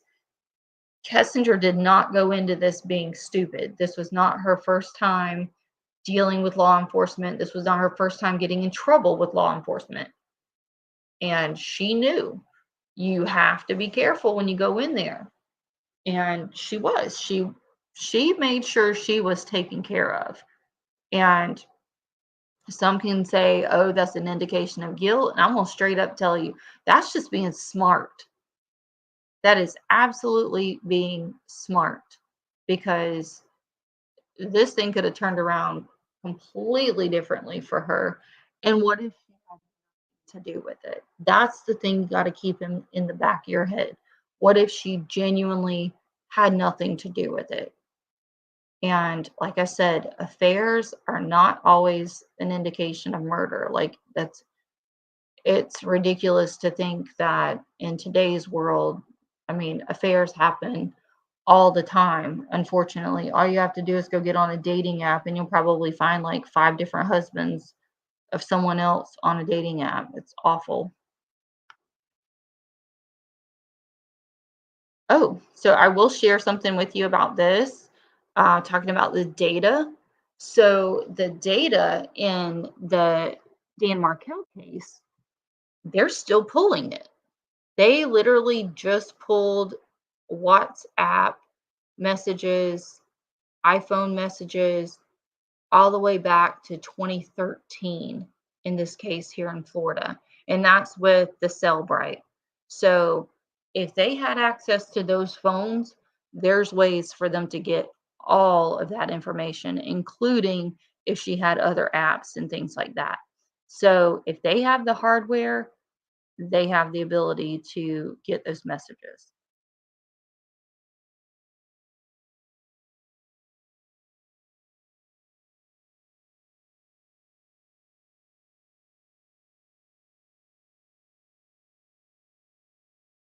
I don't think I'm picking up what you're putting down on this one. Um, I don't think she did it by her. Shanann's case is different than the other one. The other one was the Phallus case was a shooting case. So she didn't strangle herself. I know that.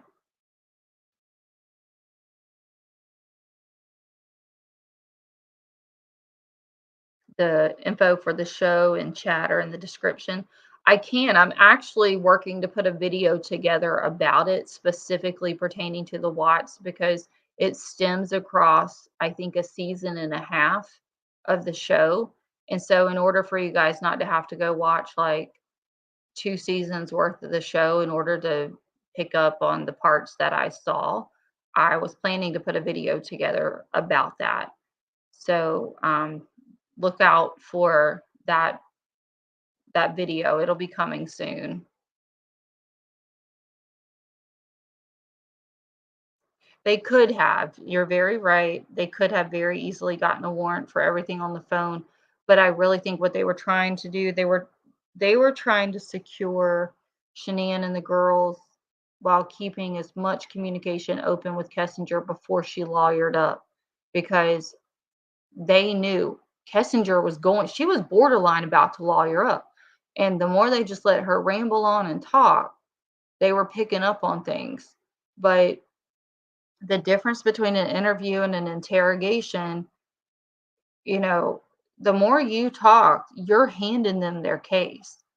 But if you shut up and you get your defense attorney in there, then the defense attorney has the ability to look at everything the prosecution already has and then come to you and say, this is what they actually have. Because, guys, keep in mind, law enforcement can lie to you.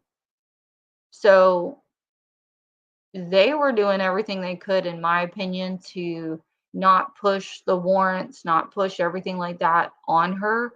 They were trying to see what all would she give willingly.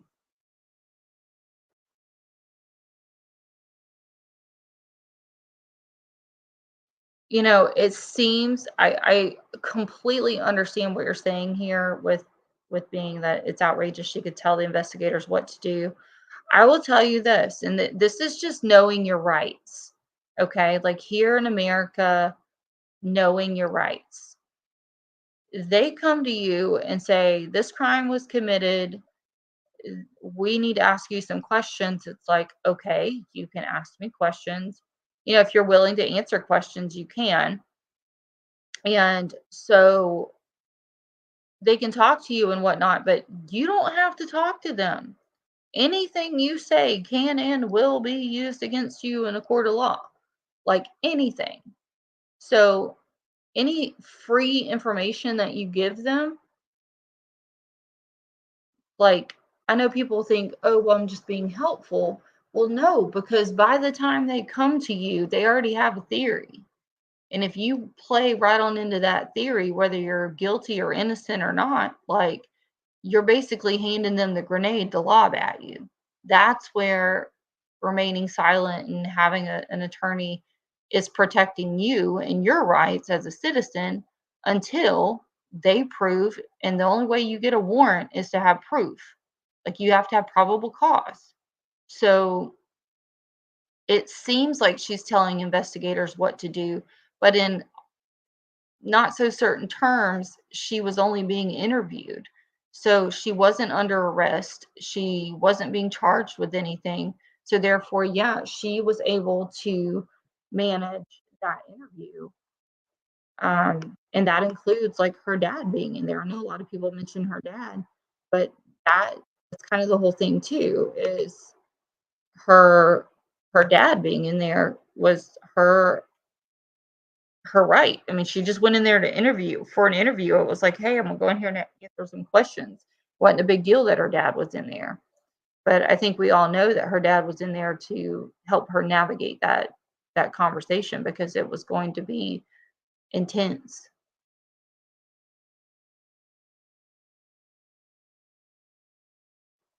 Yeah, I believe that too. And that's why when the DA says she came to us of her own volition. Well, yeah, she did, but she also knew that you already had the emails. So like law enforcement already knew about her. It wasn't like she came and gave them information they didn't already have. Let's see.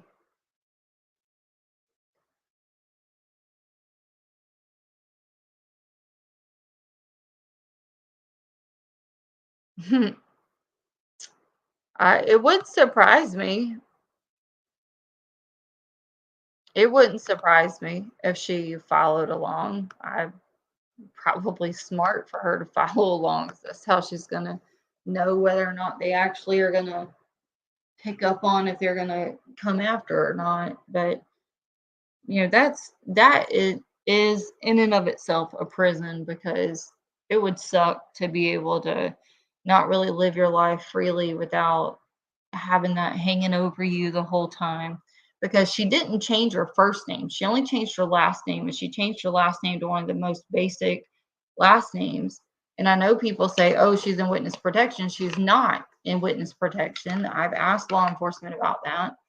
Um, and it's indicative that she's not in witness protection because the you can go online and do like a white pages search, and now you have her new name, etc. Um, and it's all directly tied and linked into her family.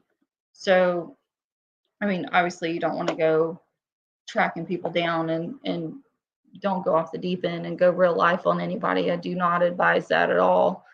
Um, but she's not like super protected or anything like that. She's just out there living her life. And honestly, I firmly believe that she could walk into a room and say, I'm Kessinger, and everyone would look at her and be like, no, you're not, and turn around and walk off. Like, I genuinely believe, because if you think about it, of all the times people have found pictures, photos, claim to have seen her in person, and they share it, everybody in the YouTube world wants to tell them, no, that's not her. No, that's not her. She literally could walk into a room, be like, I'm Nicole Kessinger, and nobody would believe it.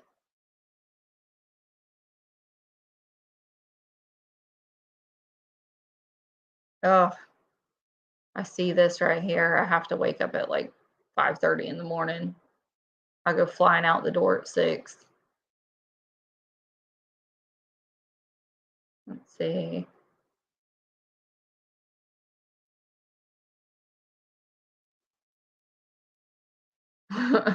I need to take yoga. I know that.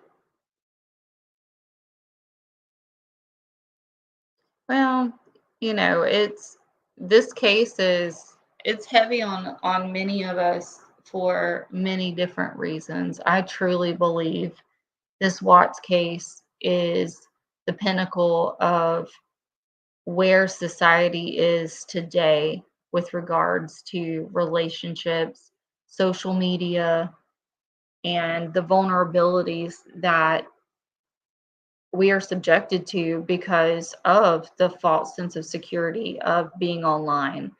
There is a show on Hulu, I believe, that I started watching, and it's like something about like it's like digital crimes, but it's a show where it talks about just digital creators and stuff that have just found themselves in really bad situations, and it's scary. It's really scary. So, um, that's why we have mods. That's why we have, safety measures in place and things like that. So, um, let's see. Yeah, I think that that's kind of the whole thing is like the narrative was spun and it came out. I mean, it came out, and that's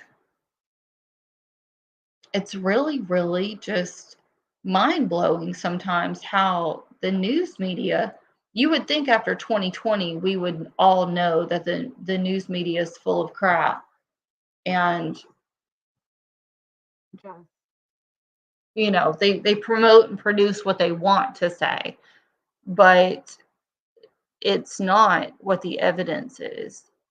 And again, the only thing I can think of that if, say, I were to sit down with the DA and I were to have two questions or 2 points to mention to him, the two things I would say that I would really like some answers to would be whose DNA was found around the girls, like on their neck swabs, and whose fingerprint was on the garbage bag.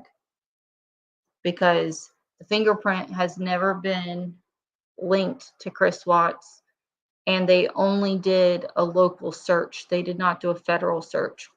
So they shut all of it down, and there was no DNA swabs that came back because one comment that Chris says in his interrogation is, it's not going to come back to me because it's not going to come back to me. And I feel like those two pieces of evidence would be extremely helpful to shut some stuff down or shut some speculation down, I should say. And then the, I wouldn't say, I would never say like the autopsy photos. I would never say anything like that, but I'm saying like the full report. Like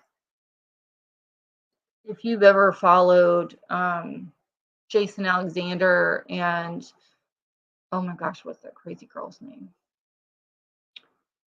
Oh my goodness, I'm tired. It's escaping me. Jodi Arias. If you ever followed that case, and I mean those photos were horrible. But reading the reports, it's just typed, it's typed words. You read the full report.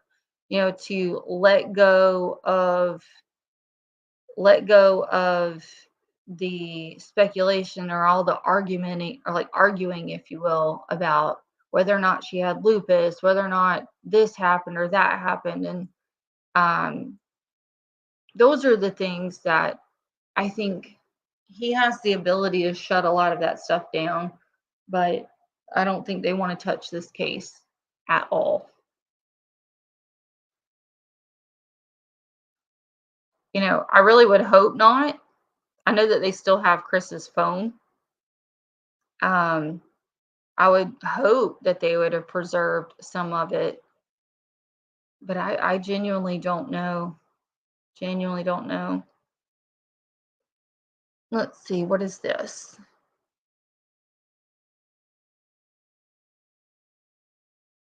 Oh yeah, that's been a thing for a while. I really feel like 2020 that was very, very evident. Okay, so this whole thing with Troy and the fire stick, I truly believe it was just a fire stick, and it was one of those things where he was looking at being able to watch his sports or whatever and not have to pay for it. And I think the only reason they acted shady about that is because jailbreaking them is illegal and you're not really supposed to do that.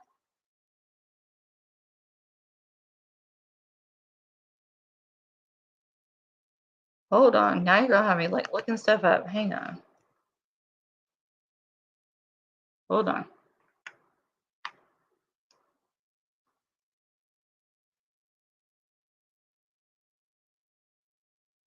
Travis. Sorry.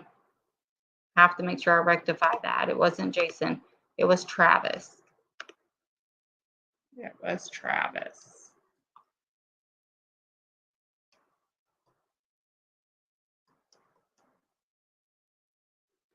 There we go.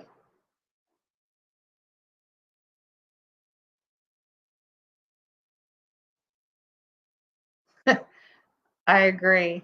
I agree. Some of the smaller things, they could have, again, it kind of takes you all the way back to this case we have going up here. Knowing all the stops that they pulled out up here to get the ball rolling in these cases, it's mind-blowing to me. Like there has to be additional evidence that either A, really, really implicates all the things Chris Watts, or B, there's got to be something that would lead to some sort of additional charges for an accomplice. And with that, I think I'm going to end things tonight. It's actually been much longer than I anticipated, but I've really enjoyed having you guys with me and being in the comment section. Be on the lookout for some new videos. It does take me a little while to get them out. I'm just a bit OCD and want to make sure that I really research the content before I put it out.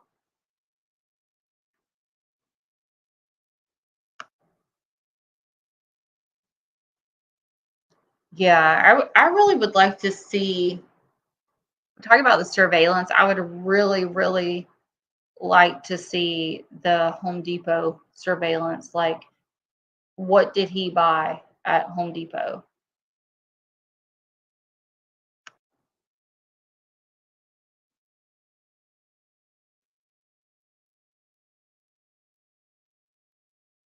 Yeah, it took a while. And then Plunder, unfortunately, her channel underwent basically like a cyber attack, if you will, because um, I think they like canceled one of her channels. She had to basically come back, appeal everything, whatnot. It was a complete mess. But Plunder's got some good information, good content, and she was one of the OGs that I used to watch before I ever even had a channel. It was ATS News, Plunder, who else? Sav Girl or Zav Girl. I'm not sure if she's still doing it. Oh yeah, Frankie's still gonna have that posted. And I'll leave you guys with this. I've said it already, but I've really got to go. But leave you with this. Take a listen to Frankie Jr.'s initial law enforcement interview back in 2018. To me, that is probably one of the best honest indicators of her family's state of mind at that time period.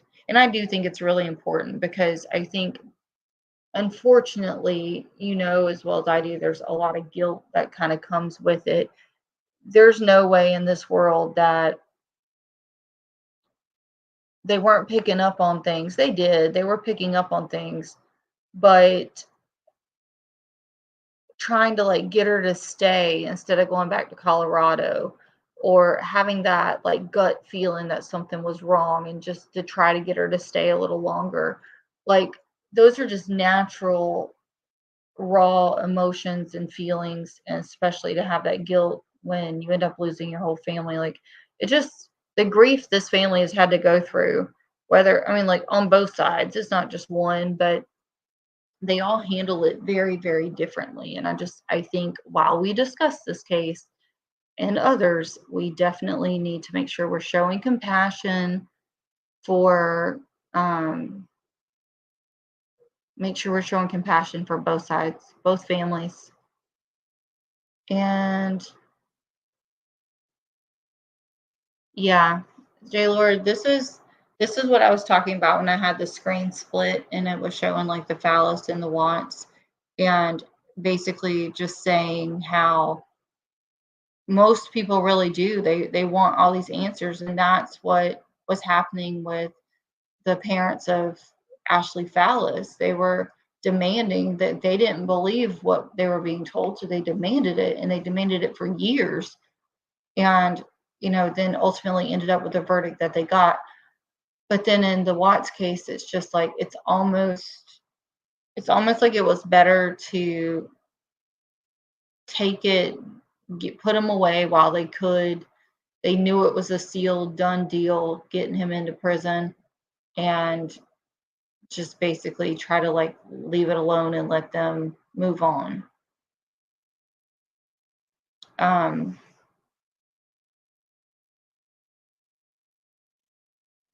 yeah, I haven't, should say, I started a grief series and I have yet to go back and make the next couple of videos in that series, but it is coming, and there's a lot to be said about the Watts family and how they've had to grieve things.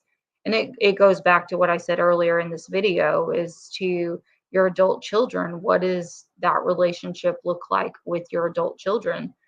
And um, yeah, it's no doubt they're all grieving and will continue to grieve. And having, my biological, shared in a different video, but my biological father was incarcerated my entire life. And I watched my grandmother have to love her son behind bars. And there's a disassociation that you have to develop to be able to even stomach it, because it's not an easy reality. And it's I mean, it's a different type of hell, and I really feel for both of these families.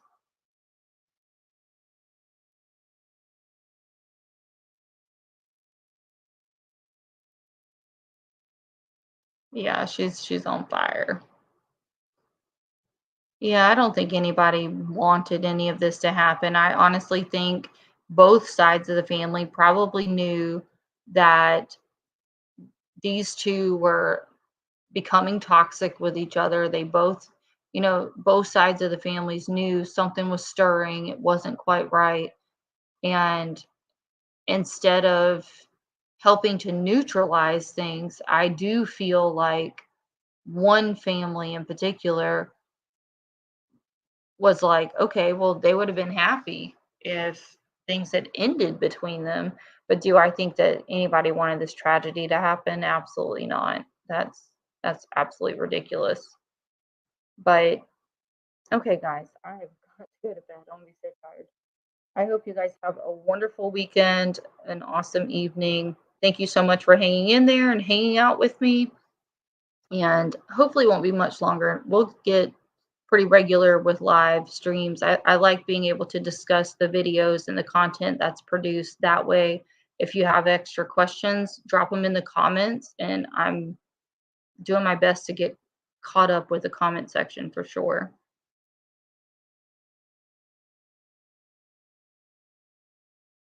Yeah, no, that interview Cindy gave, she was mourning and grieving. And honestly, she was in denial in that justification stage where she was trying to make sense of it, is what she was trying to do. And in that initial interview, she genuinely believed Chris's first confession. And the fact people don't question more about that, it mind boggles me sometimes. But I think we know why. It's the whole concept was to preserve the reputation. And unfortunately, I hope that it was not preserve the reputation at the expense of getting full justice for Shanian and the kids. Because I would tell you that that graveside, it's humbling, guys. It's very, very humbling. And if you are in a relationship and you see it spiraling, or you just get a gut feeling something is, just pay attention to that, guys. Always pay attention to that. Even if it's just taking a moment to pause, or taking a day for yourself or something, like, just always listen to that intuition. And don't be afraid to speak up to your friends. Sometimes all it takes is a, hey, are you sure? And it'll make your friends start to think. And that's important. Standing by, being quiet while you watch someone you love suffer just because you don't want to be intrusive, that's not helpful for them. And so, no, I really appreciate you guys. I think it's dwindling down for the chat. And if you don't mind giving it a thumbs up, and if you're up for sharing and all that good stuff, feel free to do that. And until next time, I'll see you guys later. Absolutely.